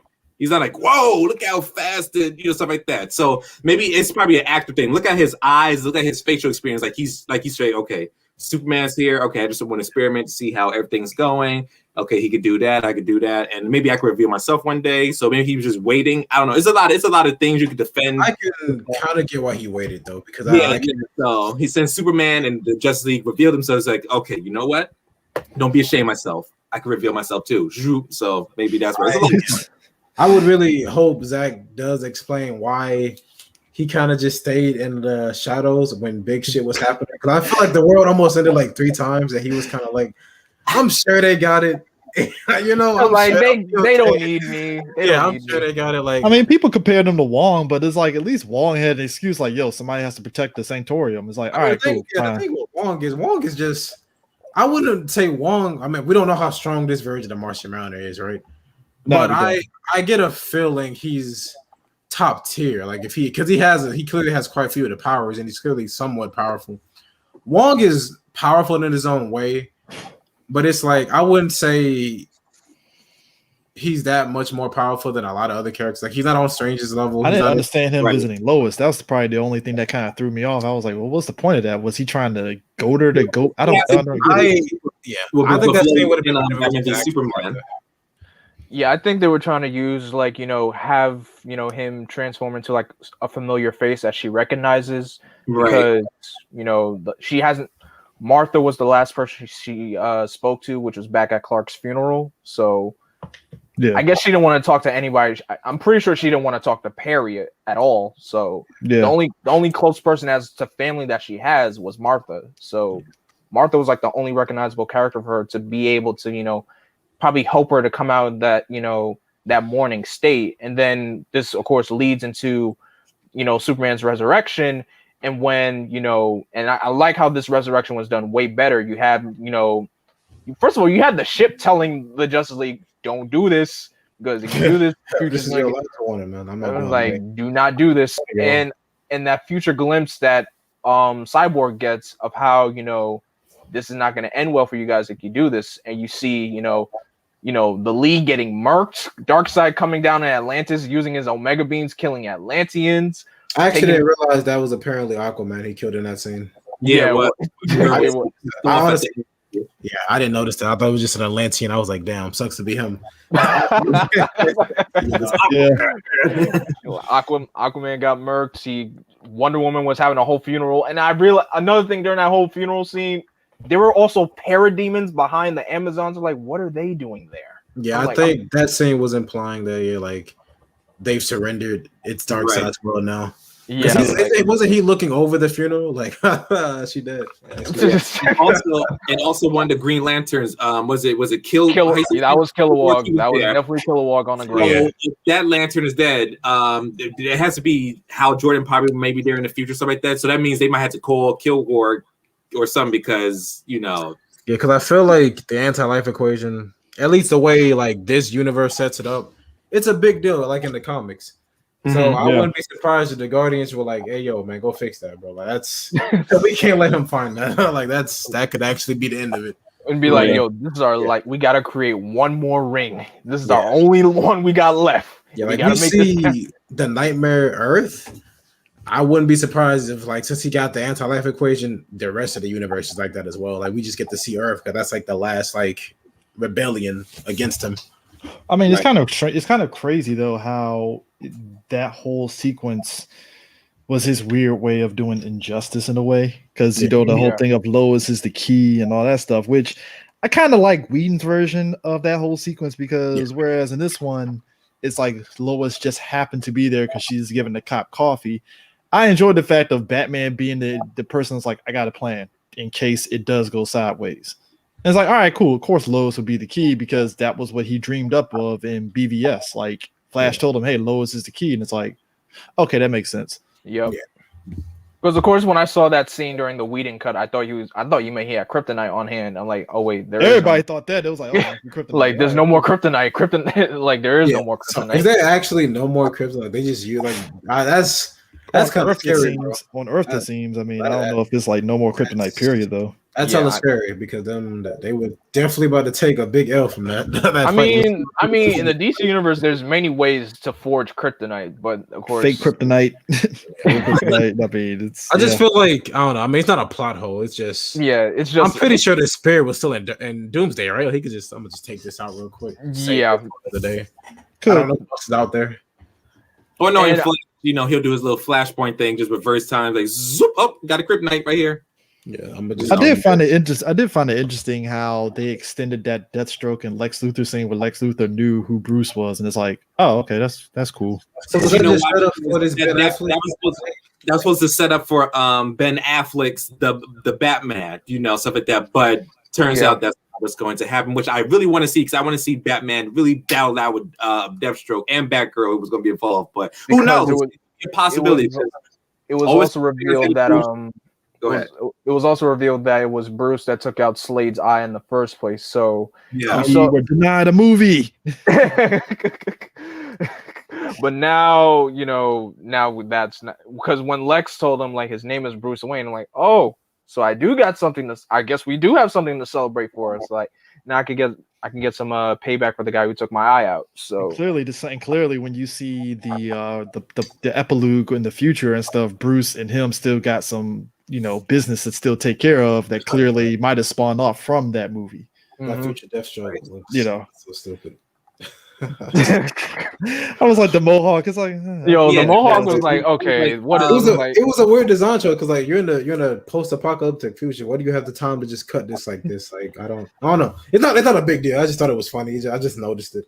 It was like it really made me pay more attention to Deathstroke than I already was. Right. We can talk about the final battle because I feel like that was done so much better. There was no red sky, there was no Russian family. It was just a completely abandoned facility, and I loved the takedown that Batman pulled with the Batmobile to take down those parademons. That is a strictly Batman thing to do. Whedon did it in his version and stuff. It was just they just extended it with him going up the thing, and it's like okay, cool. All right, that's what's up. Yep. And of course, that shot of the League just charging into the facility. That was the money shot. That was beautiful. I am legitimately surprised that shot did not make it to theatrical cut. That shot alone. I remember when Avengers 2 is a decent movie, but I remember when Avengers 2 first trailer came out, or maybe a second trailer. Mm-hmm. And that shot that's in the opening of the movie with the Avengers freeze framing, jumping like because it was the whole team, and this one was the team minus Superman, so it wouldn't pop as much. I guess that's fair, but I remember in the theatrical cut they were trying their hardest to hide Superman. It was like only people who didn't know he would be in the movie. We know he's coming back. All right, it's just I don't know. That's why I still hate they killed him. It's like. Not trying too hard to hide the fact he's coming back in one movie. You knew at the end of BVS. You knew at the end of BVS. They didn't even try to hide it there. That's why I was like, okay, as a comic book fan, I know he'll be back. But even as a casual fan, like, bro, y'all literally showing me that he's coming back, like, not even in one movie. Not even for a minute, like after the funeral, like, oh, he's still alive. It was damn near instant. I was like, wow, that's. There's no impact here, but nope, there is no impact. Guys. But I definitely agree. The final battle was a lot more. I do miss a few things. Like again, I do think the perfect movie for me isn't a mix between both versions. Like maybe a few of the gems from Whedon's cut just put into Snyder's version. Yeah, the My Man line was actually it popped more with that one because at least then you can see Cyborg is finally kind of like lightening up a little bit. Yep. Yeah, just the final fight. I also do like I really do enjoy the little Cyborg Superman exchange at the end. There was no time for it in Snyder's cut, but I thought it brought a smile to my face in a movie that I didn't really like. Where they were like, what was it? I can't feel like I can feel like, I can't feel my toes. I ain't got no toes. Like that. It was like, all right, too soft. It was it made me smile just to see like, but again, I don't know if it really would have worked with the tone Snyder was going for. I mean, Superman beating the crap out of Steppenwolf. I'm like, dude, he's already dead, man. Stop. I do love Henry Superman. But in that scene, I was like, bro, are we sure he's still all the way there, bro? He was enjoying that shit a bit too much, bro. He was. I just saw Superman punch it. I was like, he's dead, Supes. I thought it was like the joke at first. Because they're still talking, and he's just like, you see him, the sound waves in the back, like, Jesus, he's down. Like, right? And he's using his laser beams, and he just broke Steppenwolf's horns. I felt bad for Steppenwolf. Like, I know he's a bad guy, but like, I didn't. I was like, ooh, brutalize him, like humiliate him. And Darkseid's right there behind you watching all this. I'm like, yo, I'm being humiliated by a bunch of Earth creatures. That was kind of interesting. Darkseid, it's like, hey, Dark, you could have just stepped through the portal, maybe. He could have, but I'm like, he's like, nah, I'm just gonna watch it. Like you said he was gonna handle this. I want to see him handle this. I'm actually also interested to see why Kryptonians are held in such high regard. Because Steppenwolf, that's his first time on that planet in years. But he's also familiar that it had a Kryptonian protector. I'm assuming that they probably took observed them to a degree. I'm assuming, So because Snyder's like the new gods seem to hold Kryptonians in a high regard, like even more so in the comics. Like in the comics, new gods can keep up with Kryptonians, but in Snyder's vision, it's like Steppenwolf still no chance, man. Like with adding the rest of the league, that's an understatement for her. It's like Kryptonians in this universe, they seem to be higher on the food chain than they are like on the comics, because like this is kind of something I didn't like in either version. I hate how I love Superman, but I really hate how he just steamrolls Steppenwolf, because all the hype Steppenwolf builds up throughout the film. It's a little bit better in this one because at least it's the team. But reading the version, it was like, oh yeah, the team couldn't do nothing, but Superman came in and just mollywopped him. I'm like, Jesus. Yeah, I do like in the Snyder Cut, the team actually did do pretty good. They were doing pretty good by themselves. I don't like how it felt like they were just ineffectual. They were like ineffective in like the other cut. But it's like him we need soup so bad. Him eating the axe was cool, but it's also like, damn, bro. Like every time somebody says they don't like Superman because he's broken, this is what they talking about. He is just eating shit. And then he breaks the axe. Superman came out of nowhere, and then Darkseid's like, "I'm gonna kill you, Cyborg." And Superman's like, "Not impressed." I'm not impressed. Yeah, it was like I do like it in concept, but I do wish their fight was a bit more even. Even if it does lean towards Superman, it's like I feel like, and also I don't always agree with the whole idea that it makes the rest of the Justice League feel useless in a way, because I still feel like there's more to offer on a team than just being like physically powerful. Like that's what the Avengers do. Like, well, the teamwork aspect was great because I mean you saw Aquaman actually which again it kind of negates the sequel, because Aquaman, this movie was using like aqua telekinesis or whatever, and I was like, he wasn't doing that in the movie. What happened? Nope, he was not doing that in the solo movie. I do love the Aquaman solo movie, but he didn't do that to the end. But still, it was like, But it looks like it's implied he can't do it though, which I was like, I don't know if the transition was just weird in Aquaman 2. Like I don't know, but we chose not to do it, I guess. I don't know. It's like why not? Superman is just, I don't know. I just wish him and Steppenwolf have a bit of a better fight, and they were kind of tied, because I think Zack himself stated that Steppenwolf was on the same level of Doomsday, the same person who was kind of overpowering Clark. So I thought it would be cool if kind of a Doomsday situation. But now we got more than Wonder Woman. We have more than Batman. We've got the Justice League minus the Green Lantern. I feel lied to now that you just said that now. I don't believe it.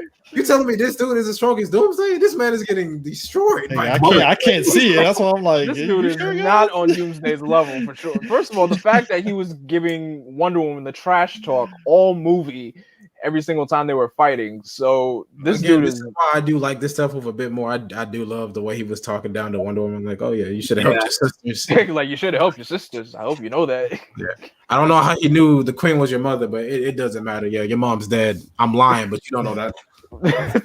It's like who said I was telling the truth? I could be lying right now. You don't could be. That's what villains do. Just tempt you. So yeah, it's just straight up trash talk. And just that final fight alone was just beautiful, and the fact that I love the combo. But that final fight, that all the heroes had a purpose there. Yeah, another thing you need to have, man. Like in a team, you just can't have one person just feel. It's like I don't remember too much of the Whedon cut, But I do know a lot of people I've talked to. They feel like Batman at times felt like he was more like, because it's hard to write Batman in.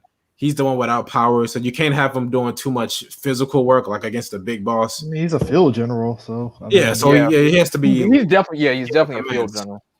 He has to be giving commands, doing some stealth stuff. He was really destroying those poor parademons. They didn't know what hit him. That poor one who finally hit Barry. He was like, "I did it!" Instantly shot him. You could tell that parademon was not trained by stormtroopers. Yeah, I do feel Barry going through the Speed Force and stuff. It could have been done a little bit better, but I like the idea of Barry rewinding time in order to give the team a redo on. That was amazing. Stuff. And I was like, all right, cool. And the visual was crazy too, how all the team died, but when Barry was reversing time, like you see how Superman's flesh name died was come back, stuff like that. And that was dope because that was it for them. But Flash just saved the whole day, and he had a purpose. Not that stupid Russian family or Superman carrying a lot of worthless people in the building. No, this was way better in my opinion. I still wish somebody taught Ezra Miller how to run properly, but bro, I refuse. Look, I don't know. I can't blame him for that. I can't believe. I just can't. Came up with that idea. That's what what who told him to run like that? And was like, it's okay. Like, I don't know if it's Zach. I don't know if the VFX artist. I don't know who looked at it and was like, that's fine. Like, because Ezra Miller, he's like a normal guy. I'm sure he can run normally. So maybe exactly. It looks good. I don't know. I've never seen a poor track runner form of running in my life. If you've seen Quicksilver in Age of Ultron, that's how a speedster's supposed to run. Like it's just you don't have to have a good form because I get it. This is early Barry, but you don't need. I know how to run. I'm not a track. Even the Flash TV show looks good and stuff. That's what I'm like. Yeah, like he's taking these big steps. Like I'm not sure that's how you're supposed to do that, man. I could say with the Speed Force scene where he's reversing time, I could say that form definitely works because pretty much you could see he's basically throwing lightning every time his hands are moving forward. So I could say that. Effect. Yeah, that actually works. But when it's just like I guess it's not too much of a problem here because for instance when he was fighting the parademons and he was dodging every shot, you don't have to see the full movement. Exactly. You just see you just see him blur through every shot that was being thrown at him. So that wasn't too much of a problem for me. So I guess we could jump right into the last bit of the film, which was the nightmare scene. Because I was wondering all movie, I know this nightmare scene is in here. Okay, I'm glad you said that because it was spoiled for me about the nightmare scene. It was there, and this whole movie, I'm like, oh, it's gonna be one of those middle of the movie things, right? I'm like, okay, that's what I thought it was gonna be. BVS, it was like, and then I thought, okay, so it's gonna happen when the mother box explodes. Still no. I was like, okay, no nightmare scene, and then right at the epilogue, I'm like, oh. Maybe because fans were complaining, it's like, okay, then in Batman v Superman, the nightmare scene just came out of nowhere. It was cool but weird, so maybe the nightmare scene was great, but I would definitely. Well, I'm not gonna say it was great. It was pretty average. It's one of those things I feel like you could have took it out. I could have done without that. I'll be honest. Yeah, I really could have. I don't mind it because I would love to see Zack's future of what Injustice is. The Joker and Batman scene was decent for me. It was pretty cool, stuff like that. But I just want to see what could have been should. Superman's gonna kill, blah, blah, blah. So explore more of that because BBVS got me into that. So let's see. Well, hopefully we'll see in this sequel. Hopefully Warner Bros. Will give him the approval. So, the interaction between Batman and the Joker was very interesting. First of all, the fact that Joker even called Mara a fish stick. Jared Leto is still he's still trying, man. He's trying. He's not. I mean, I think he needs. I don't know. He's a great actor. I think he deserves another big chance. But yeah. I got chills at the Robin line. Oh, okay, because because a mother or father, be careful what you say next. Nothing. He's like, you better listen, man. I love about Batman. He came back with Joker so hard. It's like, you remember your girl Harley? Yeah, she told me to kill you. You know what happens? What's going to happen next? Joker's like, oh shoot, okay, you got me there, Batman. The fact that he said, "I will effing kill you," I did not. I just laugh at that Batman part. It's especially with the voice modifier. It's like I don't know how. I'm like, whoa. He's like, I was like, I will fucking kill you. I laugh. See, my thing laugh at the delivery of that line. because swearing isn't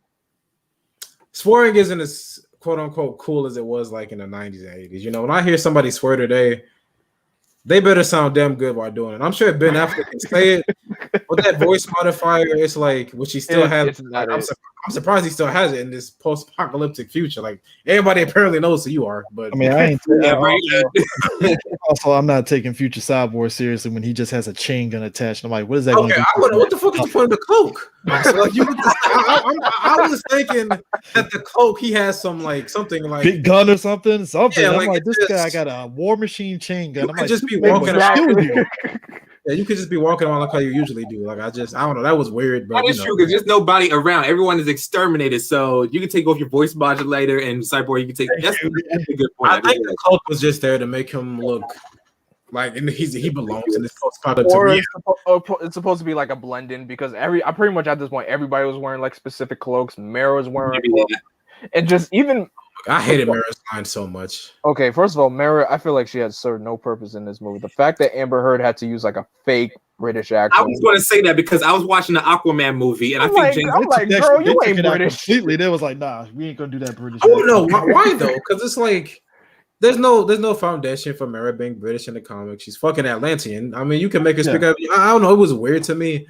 Also, her whole line about you don't know how it feels to lose somebody you loved.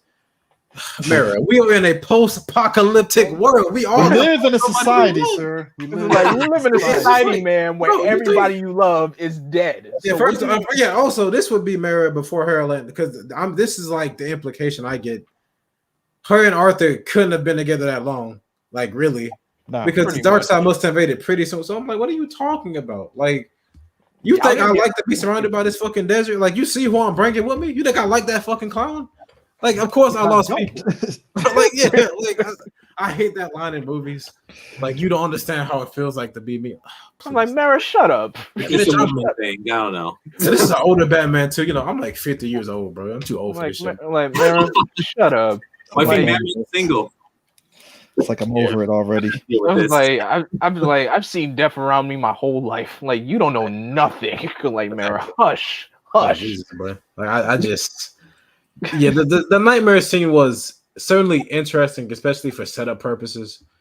But I don't know. I mean, what is it exactly setting up? Because like in BVS, I always felt BVS it was setting up the idea of what happens, like Bruce's fear of Superman being evil, right? Mm-hmm. That's why I always assumed that's what it was, and then they just doing the dark side thing as like an angle or something else. But like, I still felt like, what is it serving? Because I think it undercuts the mother box stuff that they were really pushing in the movie.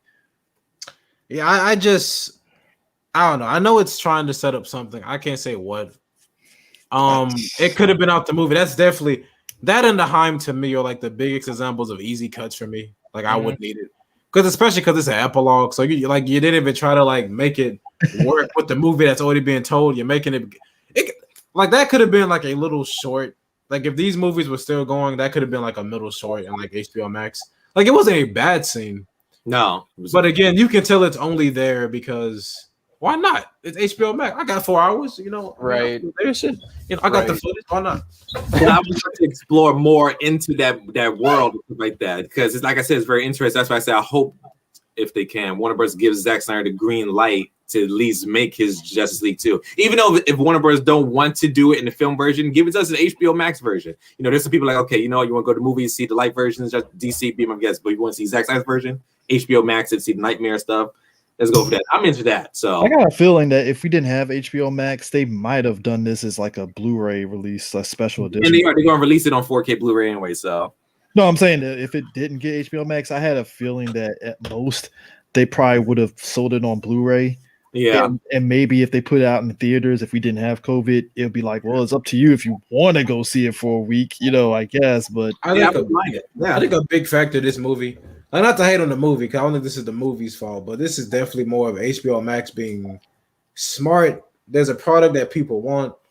I don't think this movie would have. I don't think the Snyder Cut would have seen the light of day without HBO Max because they're they're definitely using it as more like a. Again, no shame on them because you know they're a business, but they're also helping fans. But it's definitely like a selling point for their streaming service. I personally love HBO Max. I think it's great. I think it has a lot of content varying.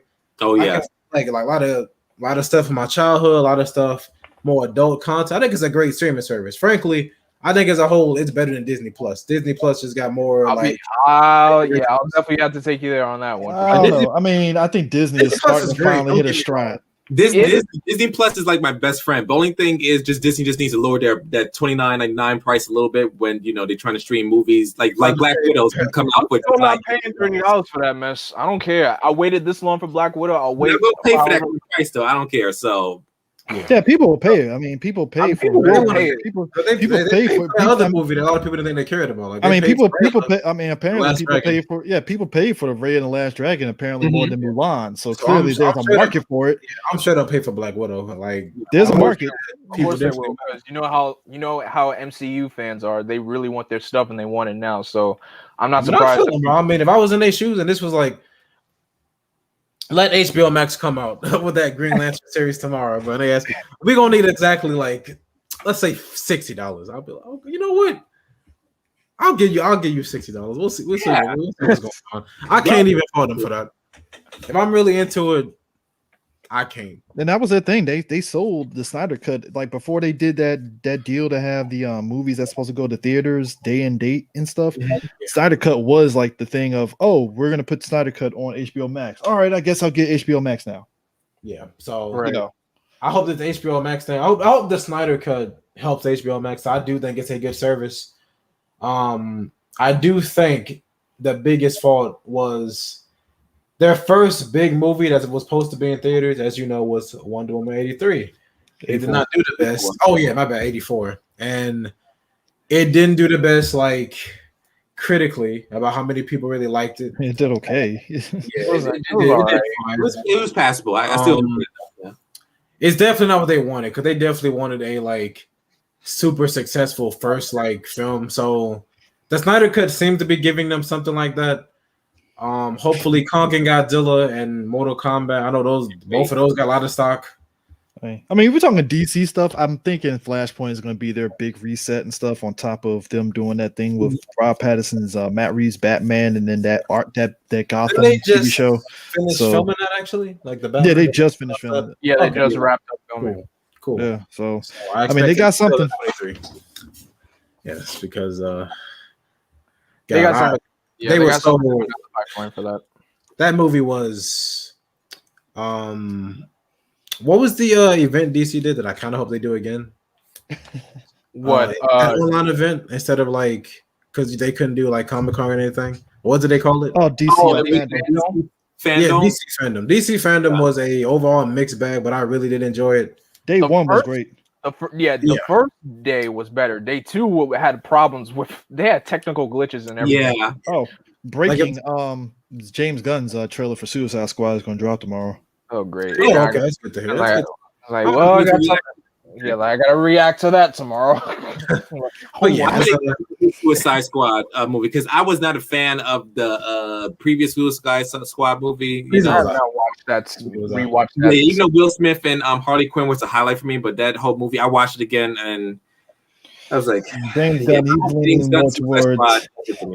he's leaning towards Golden Age Suicide Squad, so it's I think works very well for, because I feel like the best and worst thing about the Suicide Squad right now for me is, well, they're a household name, but they're also a household name, so they're a bit more scared to kill off. Like, Harley, Deadshot, Boomerang, they're usually going to be safe. That's why I like the current. Or you think they might be safe. And Flag. Everybody knows Rick Flag because they'll usually be safe, especially in the comics, which is why I think the latest run, a lot of people love it because it goes back to the roots of like nobody's safe. Yeah, like nobody feels that they have plot armor, which I think James Gunn is doing smart. Like you look at James Gunn and his cast, you're like, it's gonna be a lot of misdirection in that film. I can only see some of the people who are gonna die, and I know it will be some people I'm legit. It's gonna be people we gonna think. Like my boy Prime is thinking that Captain Boomerang is gonna be gone. I'm curious to see how Polka Dot Man. If he makes it, bro, I swear to God. If Polka Dot Man survives to the end of the movie, I'ma laugh. Have you heard that theory going around? What's that character John Cena's playing? Peacemaker. Have you heard the theory going around What theory is it? It's like the theory that he's gonna be the first person to die, like the first, like, and all this hype just for nothing, just for a big joke. I don't I'm care like- about his character. I really don't. Even though I he's getting mean, his own they're putting a series. lot of stock in the Peacemaker, so. because you know he's also they're bringing him back in the comics as the lead of the next Suicide Squad. I'm like, they're putting a lot of stock into this character. Like, yeah, I mean, but that's the rotation of comics, which I enjoy, is that when you get those obscure characters finally getting prominence when they get used, it's like, all right, cool, dope. You know, like Katana, seeing her in Suicide Squad, even though she's not really a kind of Suicide Squad member, it was like, all right, that's interesting. Katana as a character with, she's definitely like, she has a, I don't know, like those last few years, they were pretty big for her because Arrow was using her. She was in that short-lived DC MOBA. Suicide Squad used her. Yep. She's like Cyborg. I was like, she's not one of my favorites, but I was like, okay, this is like they're pushing her. She's still a great character. Yeah, I was like, DC's ready to push her again, and like, they didn't. But they, you know, whatever. Like, but yeah, I'll just be excited I had her. So one thing I want to bring up is definitely the stuff that occurred behind the scenes, because this is the reason why we had Martian Manhunter in the first place. Originally, it was supposed to be It was supposed to be John Stewart. We were supposed to get Green Lantern in that final scene where Bruce comes to his porch, and you know that was supposed to be John Stewart, but WB was like, nope, we don't want you to do that. We're doing a movie. Yeah, we're doing a movie, or like we got a TV show planned for him. Like, we don't need you to do that. So the top number one villain for me in DC is Warner Brothers. That I'm just leaving that out there. I'm just like, I don't get my thought. I just don't get it. Like, we can have like 300 Supermans. We can't have like a couple Green Lanterns. Like, Exactly. Especially when Green Lantern is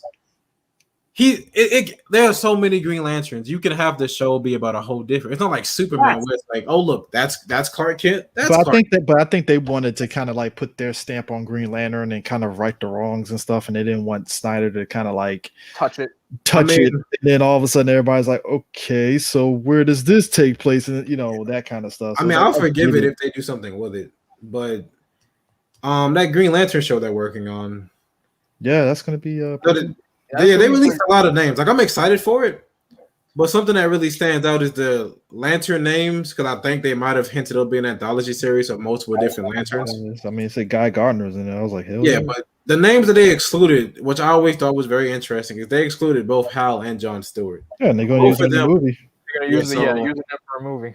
I don't know if we expect a buddy cop or what. But I mean, movies, or is the Green Lantern part of the DC movies, or this is just an own TV show of his own? I don't even. The TV show, we have no idea, but apparently Hal and John might be in the movies, because even in that little, that little opening they've been using for a few years now with their DC films and TV shows. Right.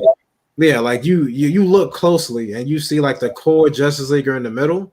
Right. But you also see John and Hal with them, like both of them. Like, John is standing right next to them and Hal is like right above them in the sky. So it's always like, I don't know if they plan on like that rumor of them doing a buddy cop movie, like a space buddy cop with Hal and John. Right. Could be interesting.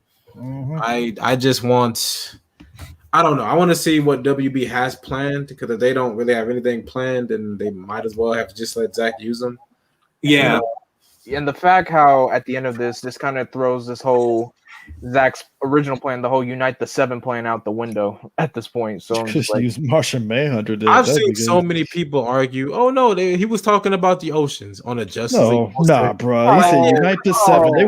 They were on a pressing Justice League poster. Come on, man. Bro, they were pressing Unite the Seven at Comic-Con that year I was there. It's like, come on, dog. Like, it was really a Justice League reference. Like the Big Seven. That's always like the main number for the Justice League. I just want to know.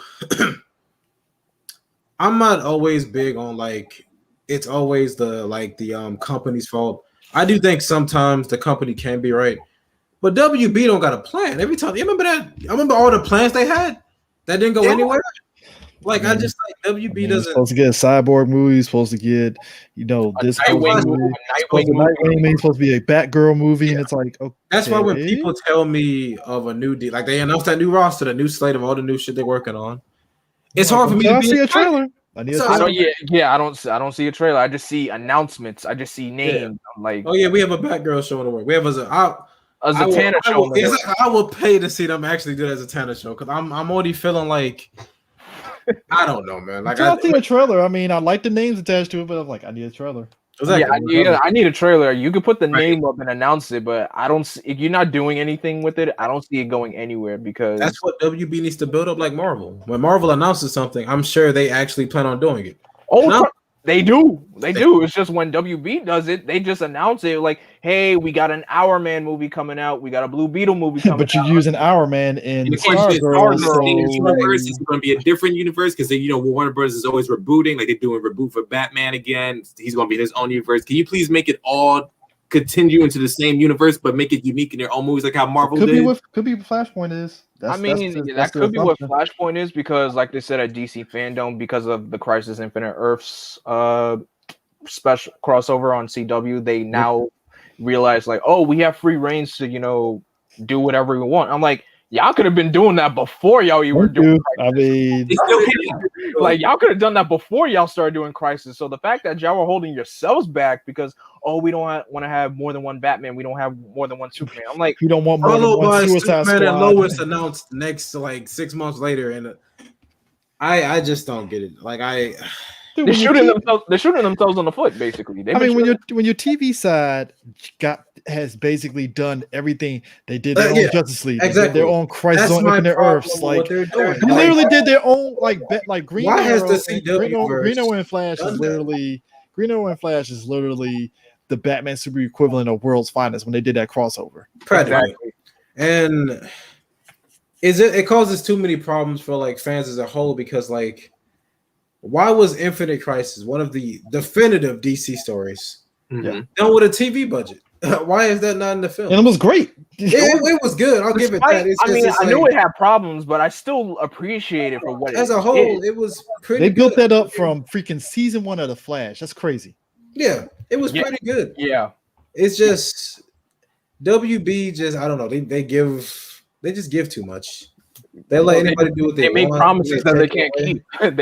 They make it trying to outbeat like Marvel or something like that. Like it's easy. I mean, the secret to beating Marvel. Well, the only chance they had to beat Marvel, they lost it. Now make a good movie. Exactly, make a good movie and have a solid plan. Have a plan. That's what. Have a plan. Have even Marvel. Not every Marvel movie was a hit. Like. I mean, but even if the worst one, you could still come away from it like, all right. It wasn't like, it was all right. Like I can go back. Like I watched Thor: Dark World last night, right? See, I was waiting for it. Yeah, because it came. Well, I mean, it came out. I was waiting for Snowfall to drop, so I was watching it. Right, and I was like, man, I kind of forgot what this. It's like it's actually pretty entertaining, huh? Wow, it's not the best MCU movie, but it's not bad. Incredible Hulk is the definitive Hulk movie. Everybody always trashed that movie like that. I think that was a good movie. But they still watch it though. But they will still watch it. Yeah, they'll still watch it. But so I'm glad we all can agree on that because I mean I love that movie. But first of all, that design for the Hulk is far superior than any. Like I like Mark Ruffalo, but his Hulk looks like my problem with Mark Ruffalo and like modern day MCU Hulk. Is he comes off more as like a pet ape, I think that's what they were going for. Yeah, I think that angle. And then when you get to Thor Ragnarok, it's like, oh, we finally got the Hulk that kind of sort of people wanted, Yeah. Like we kind of got that Hulk in Incredible Hulk. It's just y'all just nerfed him. It's like Incredible Hulk. I like the more his design alone looks more like monstrous. I don't know any of what the situation with Edward Norton. I don't know any about that. I don't know like. That was early Perlmutter and I have no idea about any of that, but I do feel like I'm glad the movie is still considered canon. Of course, yeah. Because when I saw General Ross in Civil War, I was really excited. Well, a lot of people thought it wasn't canon. I'm like, it's canon. It's just canon. Mentions in Avengers. I even had my battle in Harlem, the Incredible Hulk movie. Yeah, but a lot of people like to pretend it. I'm like, no, it is. It's just they just decided not to lean heavy into it. They don't reference like everything else. Yeah, they don't reference it that much at all. But again, it's like the MCU, even Captain Marvel, the MCU is yet to come out with a movie that I just feel like people just don't like it. Bad. Like it's like a bad movie. Even if you like all of Zack Snyder's films, like you have to try real hard to make a bad movie at this stage. It's like exactly like every. I've yet to see anybody who likes every single one. Like I've seen people they like all of Zack Snyder's, including the Snyder Cut. They don't like Suicide Squad. Or Rightfully so. I know a few people who don't like Aquaman. I can kind of get it because Aquaman, especially, it does feel like the most. It's ambitious. It's definitely ambitious, and it feels the most different from like what people are used to. But it was fun and entertaining. But it was great though. I love it. Oh, I really dig it. Like that movie. I mean, as soon as you saw Black Manta and Ocean Master looking like they came straight out of the comics, that hit a great villain. Again, I also think Jason Momoa has sold me on his Aquaman. I'm far more interested because like Whedon's cut. Snyder's cut kind of has this problem, but Whedon's cut is far worse. I don't know why the hell Aquaman is there at times. I forget he's there other than being an asshole. Snyder tried in his version. I think he was going for a 90s Aquaman with the hook for a hand. That's what the Aquaman he was going for. Yeah, I mean it's not his fault. It's still Aquaman. It's just that like it feels like if I had to say a character of the big seven who gets the least done with him, it's kind of him. I mean, like I said, like you said, Zach tries. Like that whole Atlantis scene, he gets like what 3 of them. Mm-hmm. Like when he talks to, I don't know, I forgot his name, Orko. I'm gonna call him William Dafoe because he's Olco. Foco, yes. William Dafoe continues to be the best part of everything he's in. But yeah, it's like I still see him as Green Goblin, but yes, you're right. Yeah, no, that's how I keep thinking. That's a Green Goblin.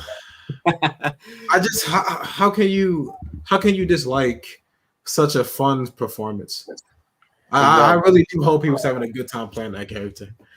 And my final question, and before we end off, everyone Restore the Snyderverse was trending today, and I'll be honest, I'm one of those people. I just feel like this is not going to happen again. The Snyderverse is not going to happen. Oh, they already put the kibosh on that Monday. That lady came. The CEO was like, "Oh no, we're not continuing it." Yeah, I heard. We allowed them, which I think it kind of signifies the fact that because I mean I'm pretty sure y'all remember when like after Justice League Theatrical came out, they fired like a lot of the higher ups and stuff. So the fact that Hamada and them were like, you know what? We'll let Snyder finish his version before we decide to kind of move on to something new. We're new leadership. We need a new vision. All right, cool. We'll let him do that. Yeah. I mean, I'm definitely of the mind that I really do hate how splintered DC fans are right now. Like how this little mini civil war amongst the fan base. I'm fine with WB moving on. But at the same time, it's like I wouldn't mind if they continued it. But at this point, it's like it's not even Snyder's fault. It's just too much baggage with the whole situation. So many fans is arguing. Like I'm actually surprised I connected with Blackwing again on Twitter because I fucking hate Twitter. Twitter is just a cesspool of people. Like Twitter is now. Remember how Facebook used to be the place where fights always start? Now Twitter is the place where fights. I remember the first episode of Superman and Lois came out, and that just popped off. Henry Cavill fans coming at Tyler Hoach, like everybody just coming at each other's throats. I'm like, but why though? Just like what you like, and the fan base is so split. Like people are saying, oh, like they'll boycott any new product from DC if it's not the Snyder. Yeah, it's like yeah, though. I mean, there are certain things that we as Marvel people wanted since Phase 1. I remember a lot of folks were like, "Oh man, they need to put Black Panther in Phase 1," and I was one of those people like, "Why?" Just like, look. Like, I'm just okay. Yeah, Marvel fans not as bad, but like Marvel, y'all eating, bro. Like I'm a bigger DC. That was fan. Phase 1, and I'm like, exactly. Like it just started. Like, give them a chance to start something. Sometimes the Marvel fans have problems of their own. Like some people even the MCU stands may even forget. Like y'all do realize Marvel Comics was a comic brand first. Mm-hmm. People be forgetting that. I'm like. Yeah, it wasn't the MCU first. It was called Marvel Comics first. Yeah, I mean, I'm all for supporting the director's vision, but I'm like this. If I'm a person that was a huge Snyder fan, I'm just happy that he was able to. The higher ups afforded him the opportunity. And like, now, look, we'll let you finish for everything. No, it's like, geez. and doing the movie and not getting paid for it. That shows true dedication to fans. Stuff like that. Exactly. I feel like this whole project was just it was goodwill, and now I think Snyder probably may want to continue, but I think he's respectful enough to understand where it's like, yeah, if y'all don't want it, sure, whatever. You know, I'm not gonna like let it mess with me.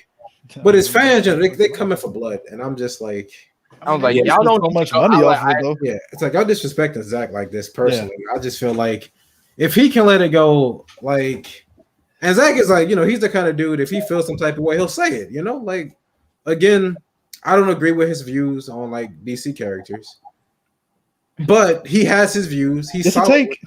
It's a different take. It's a different take. It's called an adaptation for a reason. And he like, I hate when people come at him like their throats. Like I don't believe in like comic book fans always know best. I don't believe in that. I do believe comic book fans deserve a certain amount of respect. Right. Because I've been reading this character for 30 years, and it's like, I'm not 30, but like I put a lot of time with these characters. Like, and it's like then some random guy will come up and you're like, especially in Marvel. I swear, but these Marvel fans, I'll be telling you, like, I just don't get it. I think it's just one of those things where it's like you enjoy it. Like, look, I'm not the biggest fan of the Venom movie and stuff. I think that movie could have been better, and they just Sony half-assed on it personally and stuff to me. But whatever. Yeah. There were a lot of people that came out that Venom movie like Venom is the greatest thing ever. I'm like, it could be better. I'm just like, I actually do. We can argue that too because some person keeps saying, "Yo, Batman and Robin was the best movie ever." Okay. That's cinema, but all right. But anywho, I pity that person. Batman and Robin is a fun film. I'll give it that. It's a fun. It sells Happy Meals. Exactly. I can watch, but I think, in my opinion, because I enjoy the Snyderverse. I enjoy Man of Steel. I love Man of Steel. I love Man of Steel as well, man. And have a fair point with Batman v Superman, the ultimate version, not the theatrical version. Ultimate version I can fair with. And just a vision with Justice League. Like, I see where his vision is going and stuff like that. And all DC has to do is say, listen, Zach, we see your fans. We see your positivity. If you could just come in and just do a little film, like just give us Man of Steel 2 and just work out your character's development in each movie. Don't rush it. And once you have it developed in a lighthearted way and stuff like that, then you should be good. So he needs a no guy there to be like, all right, Zach, we're not doing this. Or like, okay, you're doing too much of this. You need more of this. Because I know some people are kind of taking fault with a lot of his leaked plans. Which for me, leaked plans are just that they're leaked plans. You never know how they might be executed. So I'm willing to give Zach the benefit of the doubt because I don't like BVS. And even the Snyder Cut, to me, while it's a lot better, it's still like a solid 7 for me. Yeah, me too. But I love Man of Steel, man. Like Man of Steel is, Man of Steel is the reason I will always go back to Zack Snyder. That and Watchmen, but Man of Steel especially. I'm quoting from my co-host D here, but he said it best. The Snyder Cut is basically like going from a C to a B minus. It's like improved a little bit, but there's still problems. There's still problems, and that's why I say if it was 3 hours. It would have definitely mitigated those issues because a 3-hour movie like Endgame, right? I know a lot of people had some nitpicks with it, but that's what it is. It boils down to nitpicks. Now, if Endgame was 4 hours, then you open yourself up to like, okay, what are we doing here? Travel oh man, but honestly, that's pretty much our discussion on the Snyder Cut for Justice League. Thank you guys so much for being here. I appreciate also thank you to my guests for taking the time out of their day to be here. Denzel, where can everybody follow you or find you? Well, ladies and gents, you can follow me on Denzel B. Wren on my YouTube channel. I do reaction videos, gaming, talk about Star Wars, especially as you can see in the background, you name it, Marvel, etc. And follow me on Instagram, And CJ, where can everybody find you?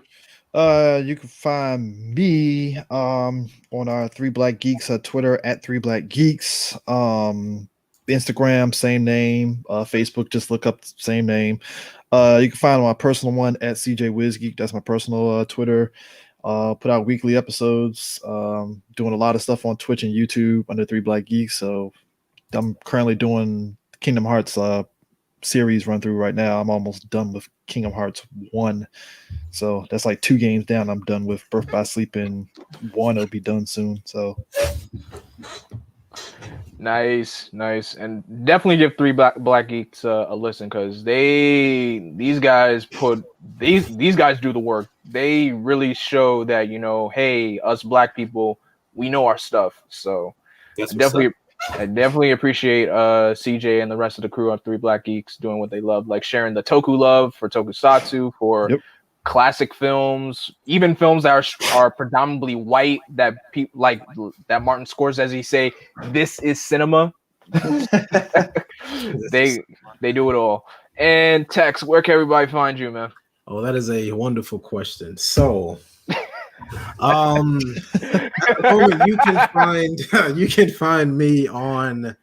You can see my name and profile, like the Detective. I have a YouTube channel, only 3 subscribers. I recently made it to try and start talking about it. My first video was gonna be about the Snyder Cut, but now maybe something different. As a whole, I was thinking of making a new Twitter, but whatever. You may see me hopefully in the future with Blackwing, because speaking of that, or maybe I should ask you this in private, but I would love to be on one of your Ranger ranking videos of the colors, because I saw you. Okay.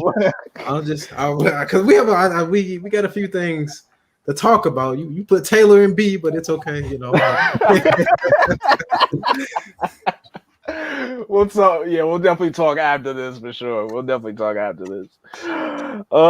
But anyway, guys, as always, you can follow me on Twitter, Instagram, Facebook at Blackwing2040. Also follow me on Twitch at Blackwing2040. And as always, don't forget to like, comment, share, and subscribe, and click that bell to be notified for every single upload or whenever any live stream that comes up.